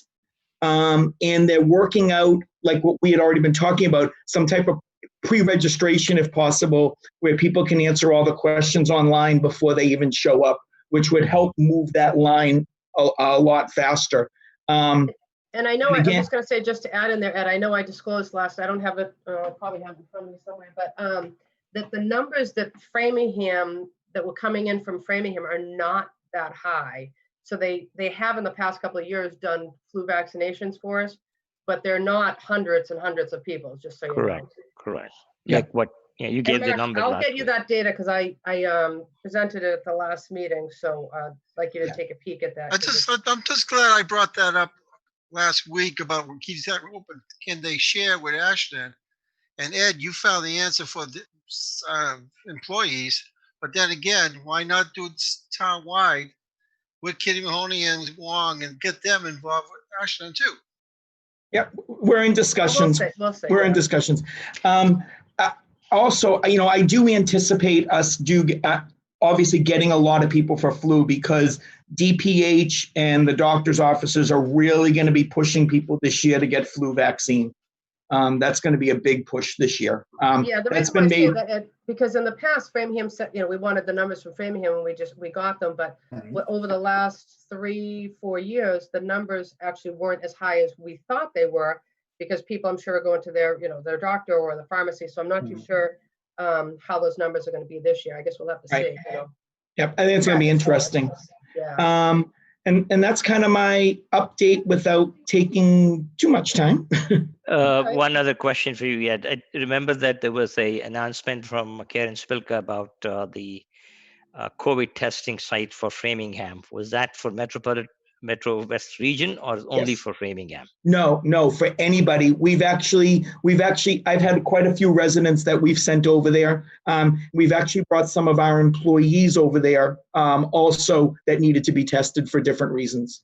Okay, and so they've been very accommodating for us as a so town. that was not restricted to only Framingham. Okay. No, all right. we've actually brought some of our employees over. Okay, thank you. All right, is everybody all set with Ed, with COVID questions? Thank you, Ed. Thank you, Ed. Thanks, Have a good Ed. night. Talk to you tomorrow. All right, Mark, I Thank you, did, for the IMA, I did miss a meeting yesterday. I apologize. I had something that came up that. That's fine, Diane. So, did you a attend lot- the meeting? Yeah, a lot of it, yes, I did. And Okay. most of the discussion actually was more about what Ed just talked about, is more about Framingham talking about testing people and so forth and how it's going at Keefe Tech. And sorry about the lighting. I should Okay. put a light on here. They even talked about how they have for scheduling flu clinics and vaccination clinics. MAPC is going to start something called Prep Mod, and they're going to share that with us. Brian did say he would share the changes they're proposing for the IMA. Basically on the shared essentials, they're just going to make sure it notes that they'll do their best on health promotion, but until they get additional resources, it'll be limited based on chasing the very important public health nursing needs. But they're going to leave it open because they also feel we can get some grant money. If Diane, you remember we had grant money for public health promotion, and that will allow us to keep that open. So they're going to change a few things, send it off to all of us, and I'll send it to you as well, Diane. We'll have it Did hopefully. they open up their clinic, Mark, in Framingham? I know they were saying August. The flu clinic? No, their regular clinic in downtown Framingham. Did they mention if they opened it? There was no discussion on that. Sam was more or less just talking about the the new COVID metrics plan, map rather, as well as various issues like that, and how the Keefe Tech flow line's going very quick compared to Marlborough Hospital because they have more stations. They're putting like 375 people through the line in 2 But hours. that's for COVID, right? Yeah, he was Yeah. just. it was a What little did they say about the IMA? Pretty I had a much, meeting with- those will be the changes, and we did discuss the fact that all the towns now are asking the same as we have to prorate what we contribute at this time, because we're utilizing the funds we have to utilize for our own needs right now for public health nursing. Did they mention the scope of work? He didn't state it. I'm looking here. So let me, I guess I could probably, let me just backtrack a little bit. So the last meeting that I attended, I believe I updated the board already, but the discussion is for them to provide us, with purchase of services, because the way that they were talking with the IMA is, that they offered the position to, they had 3 people apply for the position. 1 withdrew, 1 accepted a higher offer, and the other one was not qualified. But they were saying that the benefits to that person would probably likely be a 2 weeks vacation. And if they're on a vacation, there's no coverage for the IMA services. So if we changed it to a purchase of services, then the city of Framingham would provide the coverage when they're not there. So they were talking about changing the verbiage to scope of services in the agreement. Just looking, I just have notes here. I apologize, flipping pages here. So I think, so they were going to work on the scope of services and the defined budget, because they said that that's what most communities were, maybe they haven't done it yet, but that's what most communities were looking for information, was the scope of services as well as the budget. They said normally that's done after the agreement's signed, but because of a lot of the questions going on, they were going to work on it. But if they didn't bring it up yesterday, they probably haven't gotten it completed yet. And do we know when the next meeting is, Mark? Yeah, we do, Diane. It will be Okay. on September 9th from Okay. 1 to 2 p.m. That's on a Wednesday, I believe. All right, awesome. All right, cool, thank you. And thank you for muting me. That was the bank calling me on betterments, that you know what I'm dealing with on that. Oh, okay, yeah. I didn't know I wasn't on mute. I apologize, but that was No, on. no worries. Thank you.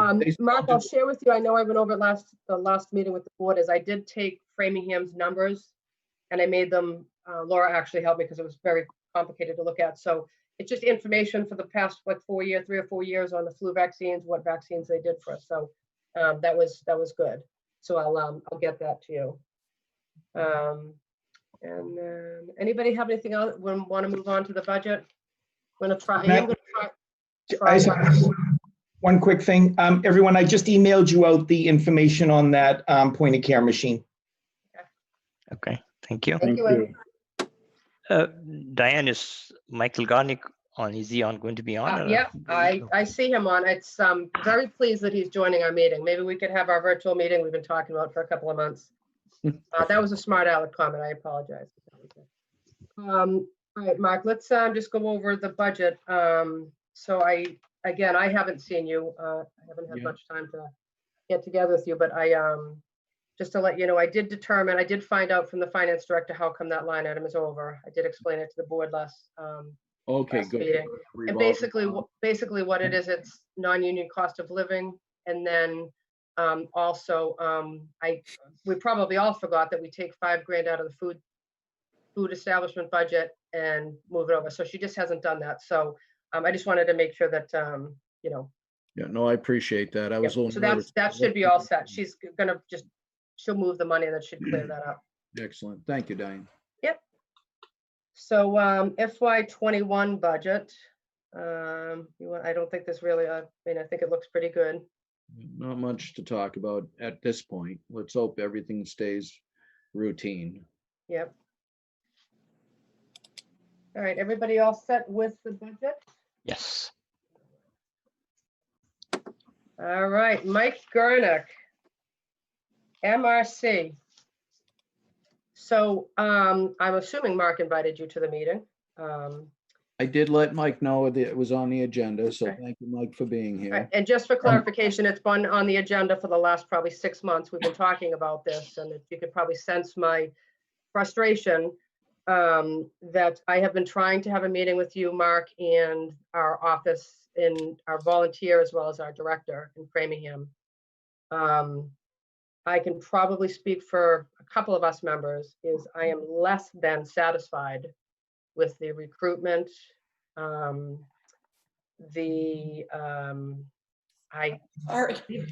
wait, hold on. Believe it or not, and I'm going to say this, believe it or not, I am actually kind of speechless. I don't even know where to begin with this because this has been on my radar for quite some time.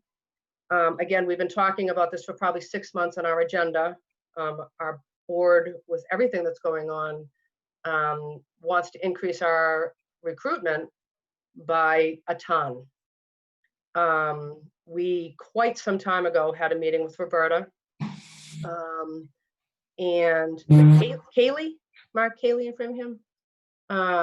So the reason why it's on the agenda is a couple different reasons, because I've been trying to have a meeting. I know that we've tried to communicate for some time.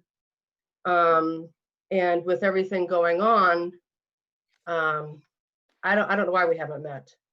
I know that, I believe, Ed, did you talk about the inventory? Was it you that said about the inventory before? So we need an inventory of the supplies. I think that's how we started the discussion. Weeks ago, yeah. The inventory supplies that are in the trailer, where we're at. And I don't know if, I mean, I'll ask Mark, I don't know if you have that information available. But we need to figure out where we're at currently, because I don't have the list in front of me either, but I think in general, I think our active members that are badged are probably less than 10.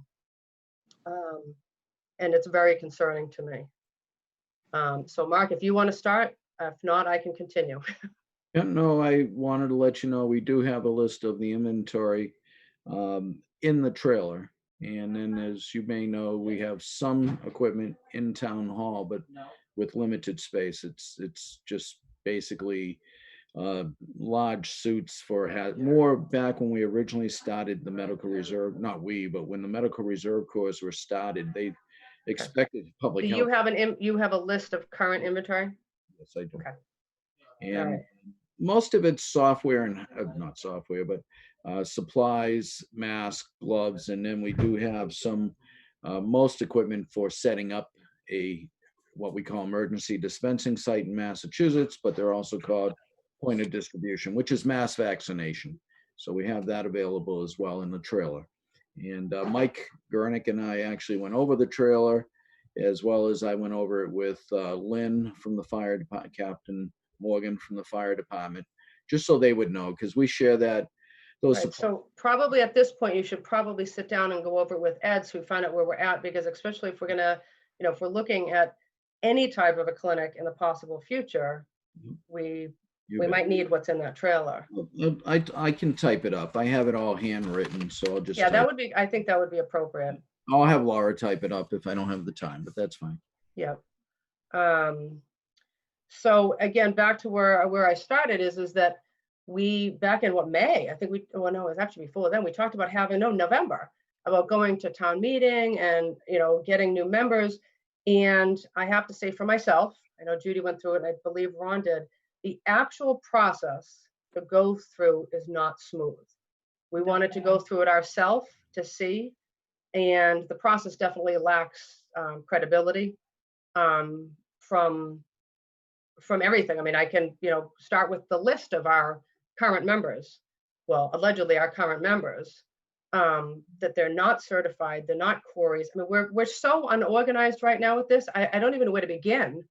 And like I said, to you and to Mike Gurnick, I've been trying to have a meeting with you guys to pull this together, because this is really not, this is really not the appropriate forum to be sitting here talking about what we're lacking in.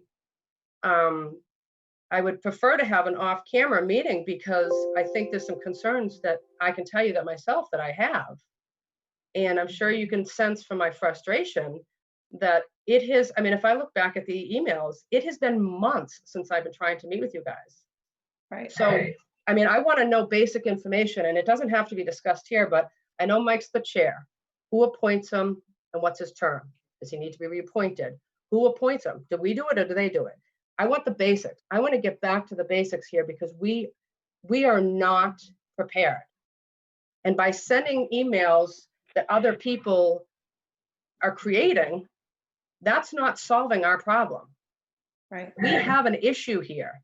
And it's very concerning to me that we're not jumping on this like a bandwagon.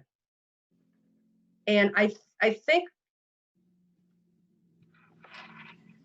I need to stop talking. Yeah, I think the frustration also is, we don't know enough about it, Mike. I want to get to know you more on what you do and how we can all pitch in and get this moving quickly and swiftly. We're in the middle of a pandemic, and I guess we did talk to Mark a couple times at meetings, asking to sort of get going on things. I'm glad that we've got the inventory. I don't know when that was done, if it's handwritten. But I guess. Okay, well, Mark, when was the inventory done? Is it current? You're muted, Mark. Mark, you're muted. You're Sorry. muted. That's okay, go ahead. I always forget the mute. So that was around May, June. I was reorganizing the trailer and said, good time to get a reassessment of what's in there. So you were telling us that the fire department also shares it? what we wanted, and we've been My doing. question. Yes, they do. Because So they can go in and take things since May? We want them to, and then we want them to replace it.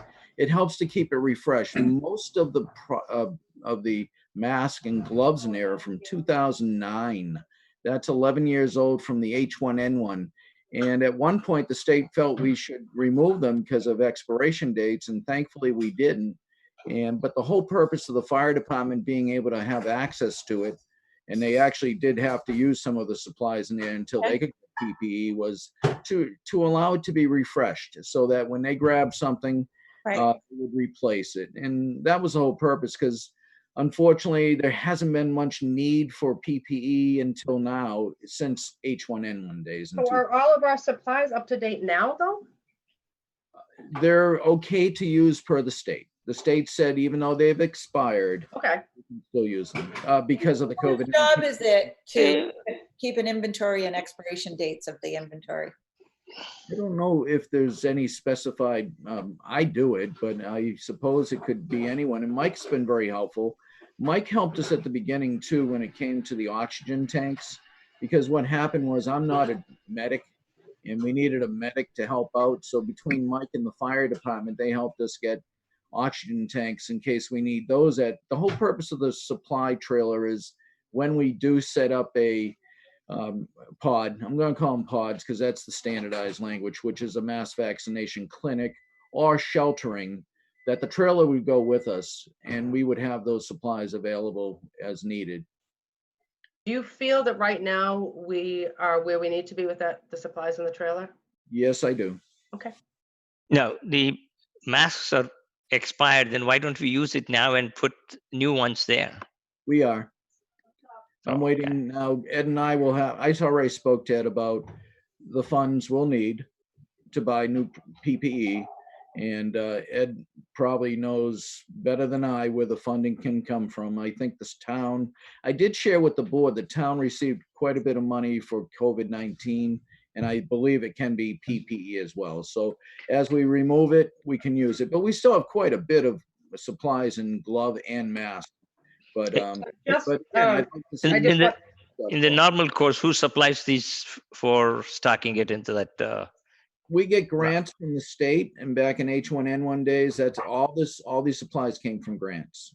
So since then, there's no more grants or anything else available now to Grant money, resupply. but we had plenty of the mask and gloves, but at the same time, we bought other things to help out with the various things. Okay.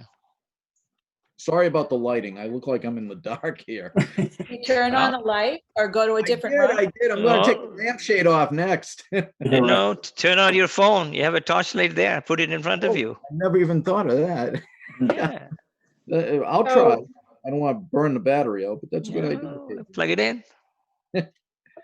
So just so everybody knows it, and again, I know I talked about this last month, but last meeting. So the town received, the town received under the CARE Act $1.6 million. Okay. 700,000 went to the school, and 200 went to the rental mortgage program to help people who are in financial straits. We did the COVID care funding can cover salaries. I don't know because I have not purchased any items with it. I don't know if that money can be used to purchase supplies to replenish what we've used in the medical reserve corps trailer. But I mean, I think if we need to freshen up our supply and use what we have to make sure that that's a fresh supply, I mean, you should work with Ed to see if we could use, if that money is can be used to replace those supplies. So is there no money for the region right now like, let's just say there was no pandemic. Is there no money in the region to keep those supplies up to date? I think monies will be available with COVID-19. I think further grants, we already received 16, but we're using that mostly for nursing. And we received 6,800, I believe, from the state. Yeah, but that's not MRC money. No, that wasn't MRC. That was from the state for COVID-19 relief, not relief, but right. But if there wasn't, I'm assuming there's going to be money filtering down through the MRC to purchase items for the trail. Right. That is correct, Diane. Okay. All right. Yeah, because Is MRC work in close connection with MEMA and FEMA or no? At times, MEMA and FEMA offer grant monies as well. Okay, so that's where you need to look for it. The other question is the 700,000 that went to the school, is that meant for COVID care or other purposes? Yes, that's for COVID expenses. This is all specifically for COVID expenses. So the supplies.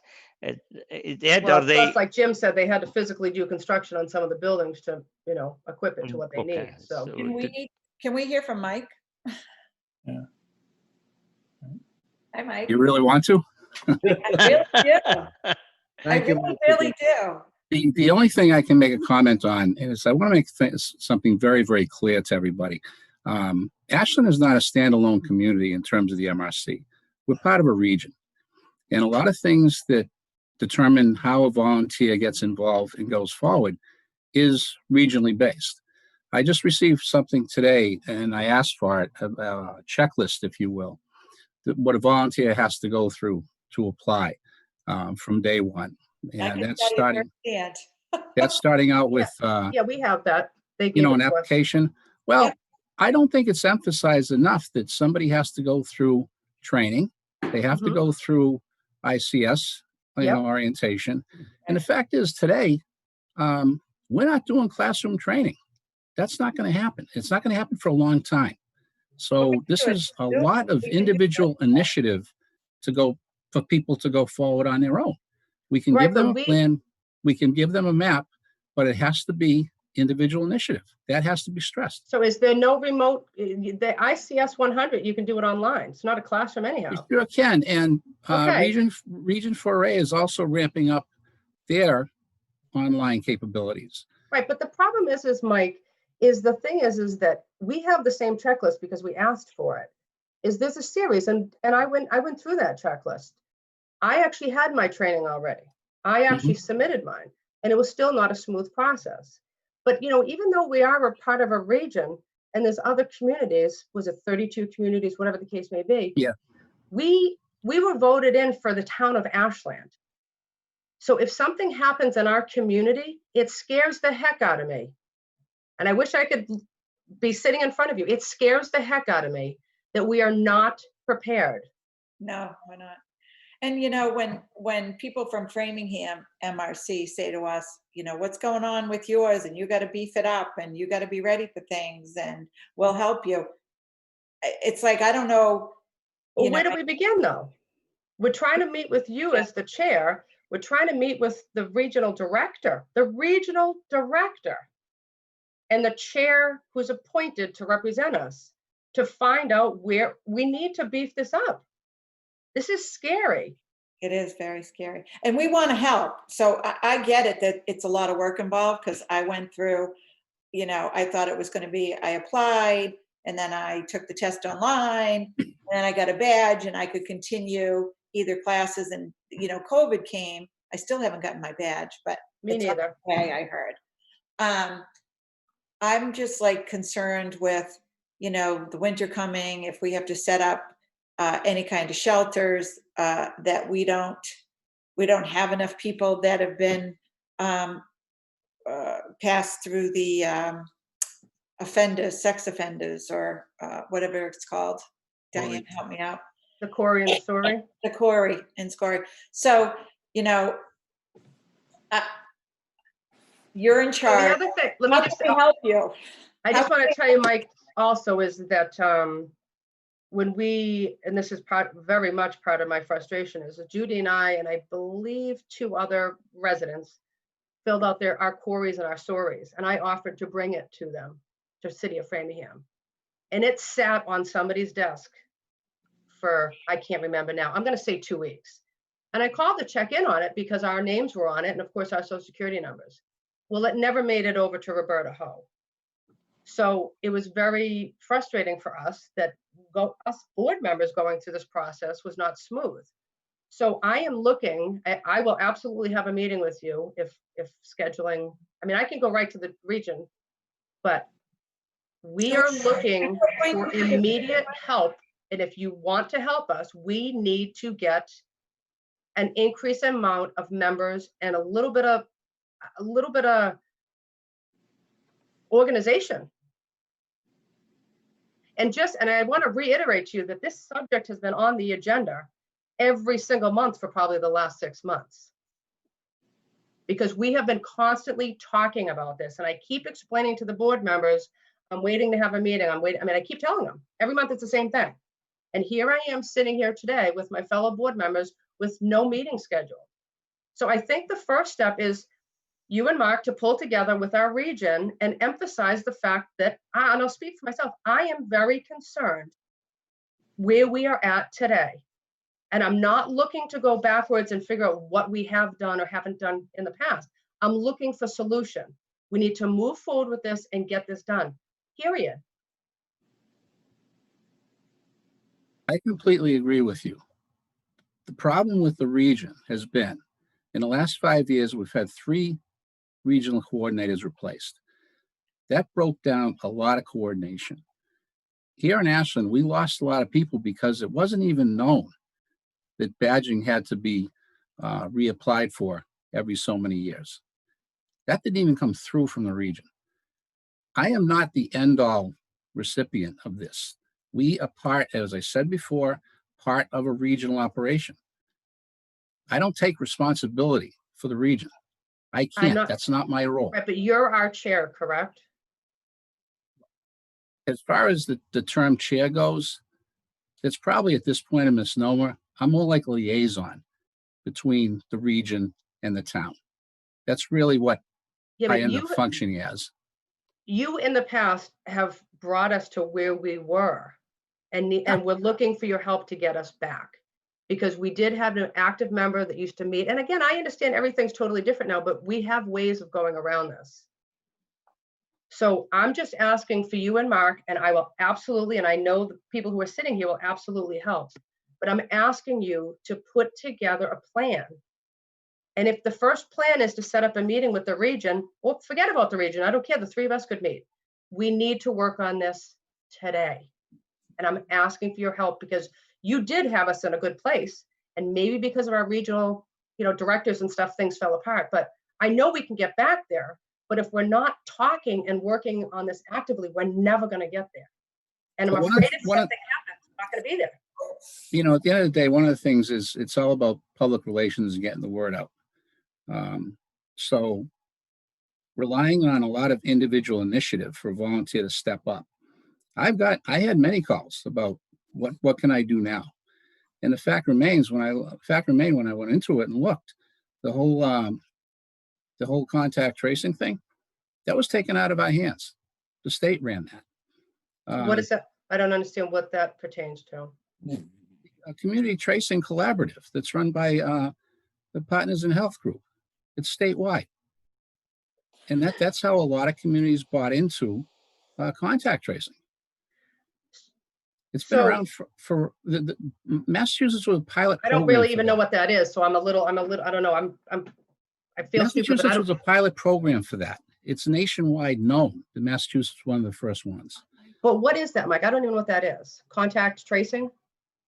Yes. Like if somebody comes into contact with COVID, you try to work backwards to see who they came in contact with. No, I know, but what does that have to do with membership? I'm not too sure where that comes from. I'm just a little confused. A lot of people asked me about what they could do, and I Okay. referred them to that.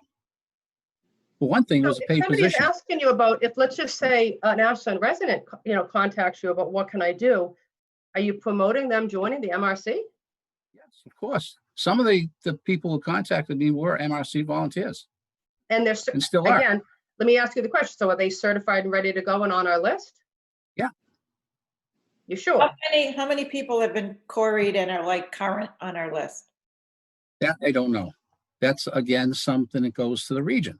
If I can No, it add. doesn't. We have our own list. We do? We and have I- our own I- list because we can't I rely on don't know how somebody. many people are queried that could go out and help on MRC right now in Ashland? They don't provide you with that list, Mike?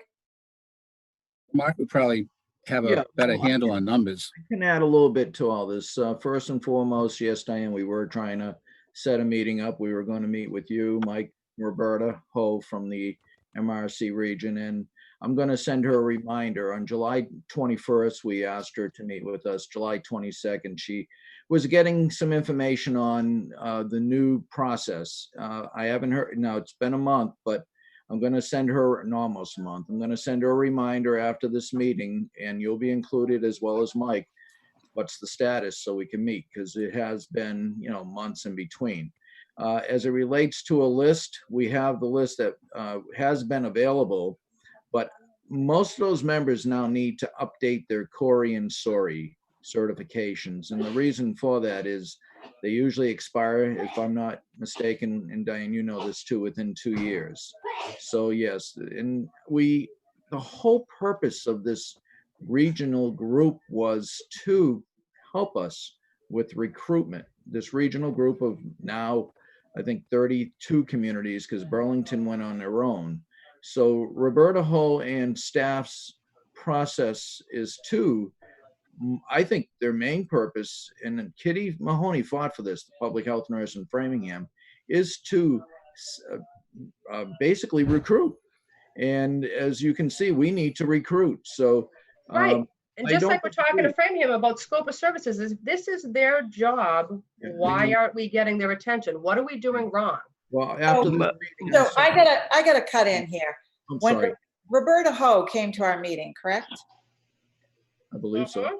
She sat down with us and she told us, you got to recruit your own people. You've got to do events. You should see what Framingham does. They do this, they do that. Kitty Mahoney, I talked to her after, she goes, yeah, we put up a tent like on Marathon Day, or we, things to bring the people that volunteered together and to keep them excited and involved in this whole MRC thing. None of that was going on in the town for the past few years, I I understand. disagree. I respectfully disagree with that, Judy. Go ahead, Mike, if you want to explain. Well, hold on. I can clarify that probably since you've been on the board, Judy. Yeah, okay. Yeah, can I ask a question? Sure. Mark, you said you have a list of people who may have expired their. Yeah, Mike Gurnick and I have shared that list. Right, but have you reminded list- those people that they're expired and they need to renew it?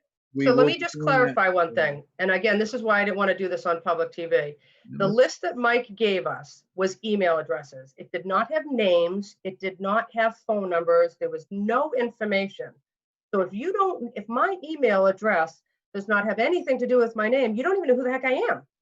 So that list is null and void, in my opinion. There's no rhyme or rhythm to that list. And I know we all discussed that. So Laura took that list, I believe, and I'm going to just say that this is what Laura did, and put it in the system and has been tracking people, because I know there are some residents on it. But I think we have, About Laura, how 10. many members do we have that are actually on that list and ready to go? Do you know? 10. I was going to send it out. It has people's phone numbers on it. Is that okay to send it to board members? You don't need to send it. That's your new list though, right? Yep. Yeah. So the list that, Mark, that you're referring to that was sent out to the board does not have any information on it. Yeah, we Email have, addresses. It's a Google contact list.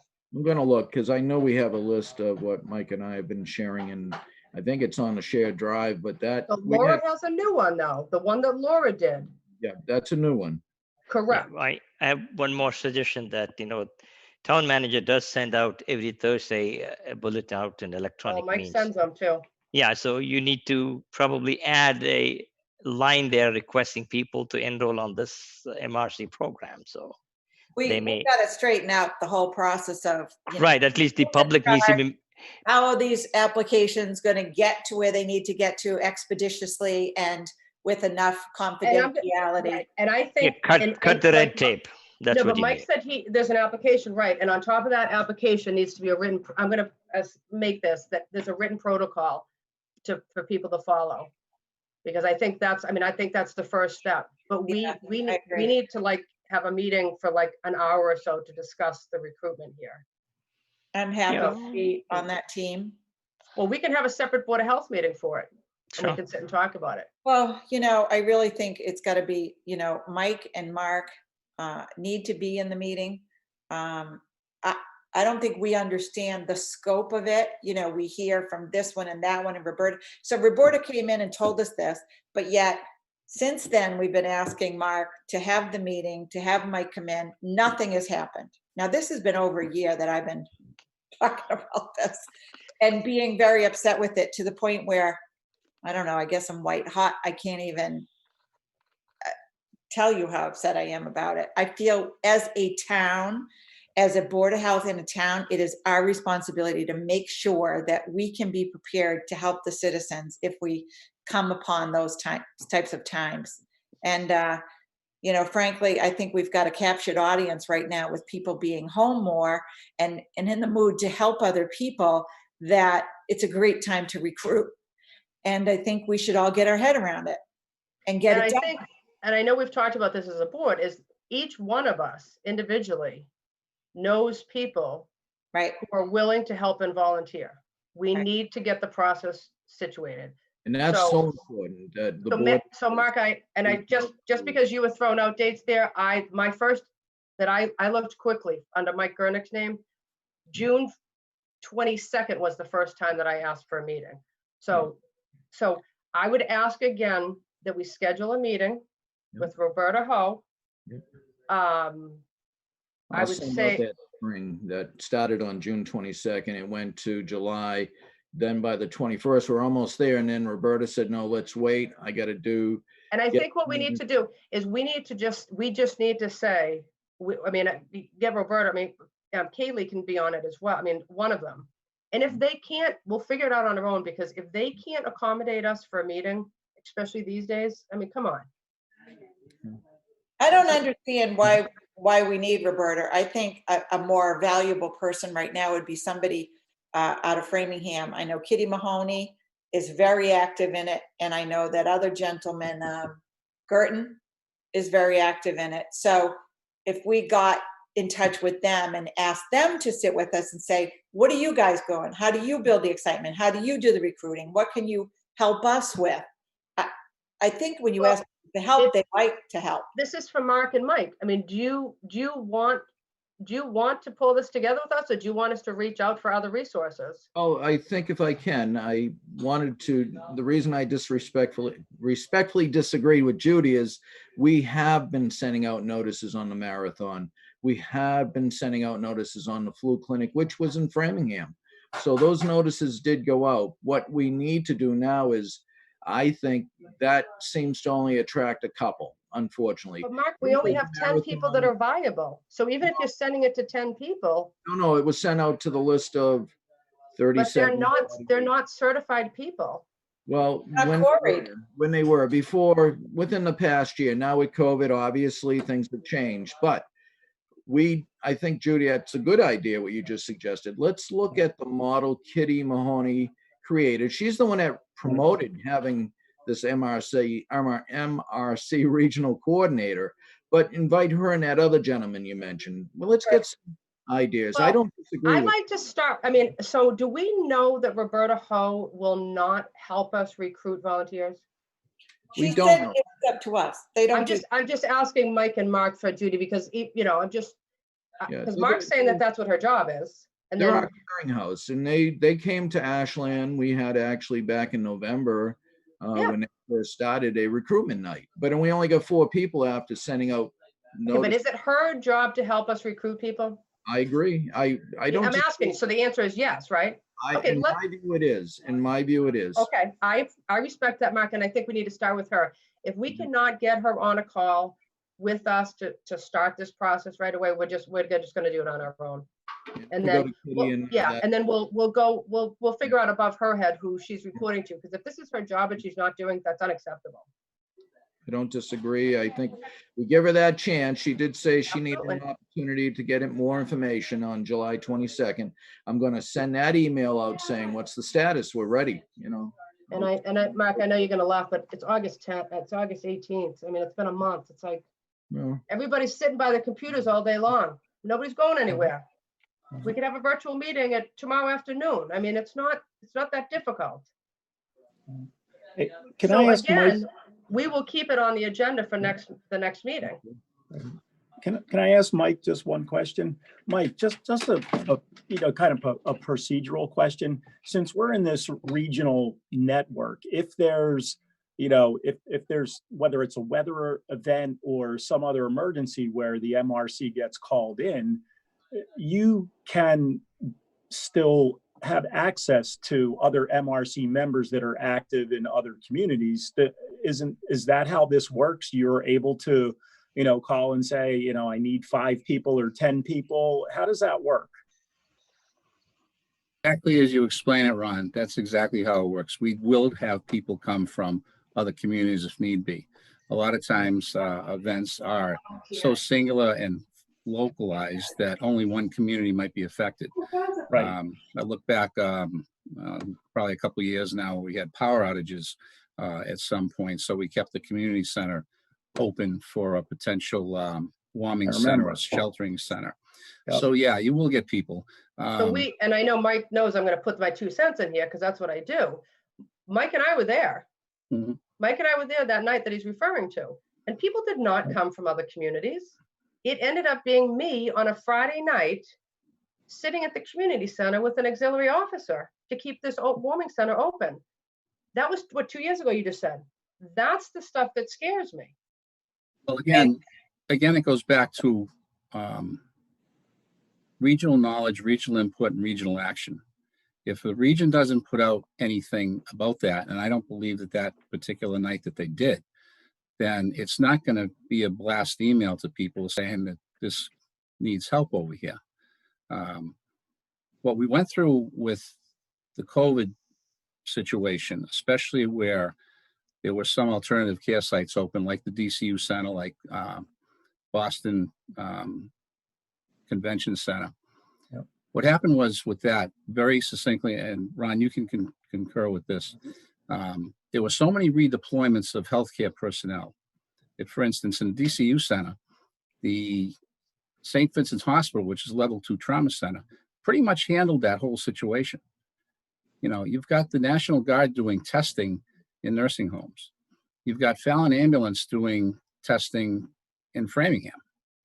So the MRC was really put out the back door in terms of active mobilization. I didn't see it. I didn't see it statewide. COVID is another situation, though. I mean, COVID is, you know, if we back up and talk about something that's not a pandemic. Right. I mean, even if we go back to that night that, you know, I'm referring to, if we put out a notice to all of our people, they didn't come. Who would put the notice out? You, Mike? To Ashland? Go through Mark and myself, yeah. Okay, so you and Mark would have put it, so you put a note out and we got an auxiliary officer and Diane's not even Corey at that time, correct, Diane? I honestly, I mean, I had my ICS 100, but I don't recall. I really don't recall. Diane, I think she's dropping off your badge tomorrow. Mike, is there a kind of like a more centralized way because I know Mark had me sign up because I guess he needed somebody else on the Health and Homeland, that HON, that security network where yeah. I will get, I'll get a text message, on that from that site. Is that what you have available, or that technology isn't available for the MRC? No, HON's one of the things that's available, not solely the only one. A lot of things that are relied on is strictly email, within the individual communities, because that's pretty much how the lists are maintained. But the emails that you send out, because I do get them, the emails that you send out are going to all of the members that you had on that list. Right. Yep. So include just for the record, I mean, including, Karen Spilker or some of these, I noticed a few names of people are long gone. So, I mean, we're sending it out. We might be sending it out, let's say, to 100 people, but some of them, we don't even know if they live in the area. Well, a year ago, we cleansed out that list. I so- took the I know you did, Mark, but that's the list he's still using. but I'm No, not on the list yet, am I? You're on the new list. Are you getting emails from Mike? No, Nope. but I'm on, She's but I'm a member. You're approved. Yep. We need Just to make waiting sure you get on for your- that Okay, list. so this is exactly where my point is. This is why I wanted to have a meeting, and I do try to stick to the 8 o'clock timeframe, so I apologize to everybody. Mike, clearly you see the importance of this. I will absolutely be willing to meet virtually with you guys to talk about this, or even in person. We can sit 6 feet apart. If we can get Roberta involved to help, if not, it's time that we step it up ourselves and figure out where we're going. Is everybody game? Okay, and what about bringing in like Mike, Mark, you guys? Laura, could you say that again? Yeah, I was just saying, what about bringing in the 10 people that we know are confirmed and signed up to have a meeting together and see if they have other people that they know that they can bring in as well and start with Well, Laura, I those think, 10. I think it's a good idea to, people who are active members to see if they would recruit one person, everybody, I think that's a good idea. So Mike and Mark, are you willing to meet and see if we can pull this together? Yeah, I'm going to send an email out right after this meeting to Roberta, reminding her that we were planning to meet, and Okay. it's in her hands at this point. No. We just said, if we can't get her, the three of you are gonna meet. Oh, that's right. It's not in Roberta's hands, it's in our hands, your hands. Why Yeah, don't you guys let's fix get a, Roberta back in the picture. why don't you guys fix a date and then finish it off rather than just putting it in the electronic email and waiting for anybody to respond? We could do that. Mark, you want to pull that together? And I'm pretty flexible. I'd be glad to, and again, I'll add Roberta, but again, if she can't, Mike, you and I can coordinate a day with Diane, and if Roberta can make it, she can. If she can't, she can't. Okay. All right. Mike, if you have anything else, if not, we're going to move on to West Nile virus and Triple E, so you're more than welcome to stick around and participate. Okay, thanks, Dan. Yeah, thanks, Mike. Thanks, Mike. Thank you, Mike. All right. So let's move on to the Triple E West Nile virus updates and written protocol. Mark, I think if I remember correctly, I apologize because I know you weren't at the last meeting, but were you getting us the written protocol when you did it? Was it last year? Well, we do have one. It was from last year, but from tonight's discussion, we may want to add the schools if they have outside classes. I thought that was a good point made. We could have. Is that what, Laura? I just was looking. Sorry, I'm shuffling papers here. This is the vote from it. But did you have I thought you said you had a written protocol of how things happen. That I sent to the Board of Health last year. Procedures for Triple E, risk levels, and action. Oh, okay. Activity during. Could you get that to us, and then maybe we can. Sure. Yeah. It's. I updated it to include today's date, and I was going to add anything that the board wanted me to add. Well, I think in general, I know. Again, I must be scared about a lot of things tonight, because I was going to say what does scare me that is, if we have to go to this protocol, is that there's a lot of businesses relying on their outdoor seating. Right. And obviously we're here to protect public health. We're also trying to keep our businesses functioning. So I think we need to, that's why I was asking about the protocol. I think we need to look at that and see if that needs to be tweaked under, these standards, if you will. Yeah, I think you should send a copy to everybody so that we all can review it and then Okay, we'll come put back it on the next meeting, then we'll review that protocol. definitely, definitely. Add whatever you'd like to it. And then Yeah. it does say that all outdoor activity ceases if we go to high risk or critical. So Right. it's going to definitely affect outdoor seating, Diane. Well, and we don't know if things are going to change, so I think we should maybe have a good discussion about that next meeting, make sure we leave some time. I'm sure the state is also at that level because of the COVID structure of how restaurants are operating and they're all outside. I'm hoping that the state is working on something, I think that they were very aggressive per the discussion we had with the gentleman at our last meeting regarding they're really going after the mosquito larvae and really, really trying to make sure that we don't have the same kind of year, but I don't know if that was at the forefront of their minds. Yeah.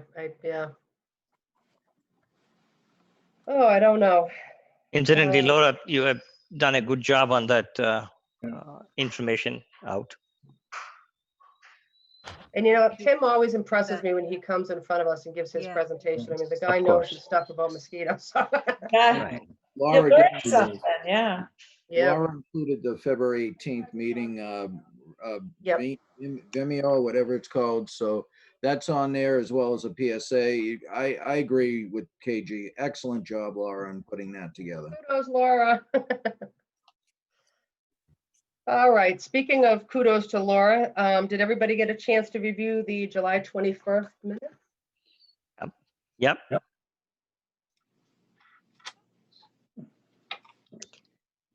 right. Everybody's all set? Do I hear All set. a motion? So moved to approve the 21st July Board of Health meeting as presented. Do I hear a second? Matt, yes. Okay. All in favor? Aye, KG. Aye. Judy. Hi, Diane. All right. All right. So topics for the, of course, we'll keep our standard COVID-19 for the next agenda, September 1st. Is everybody? September 1st. We'll leave the IMA, the COVID, of course. And you can MRC. add the school update if there are any from Jim. So give him a window there if he needs it.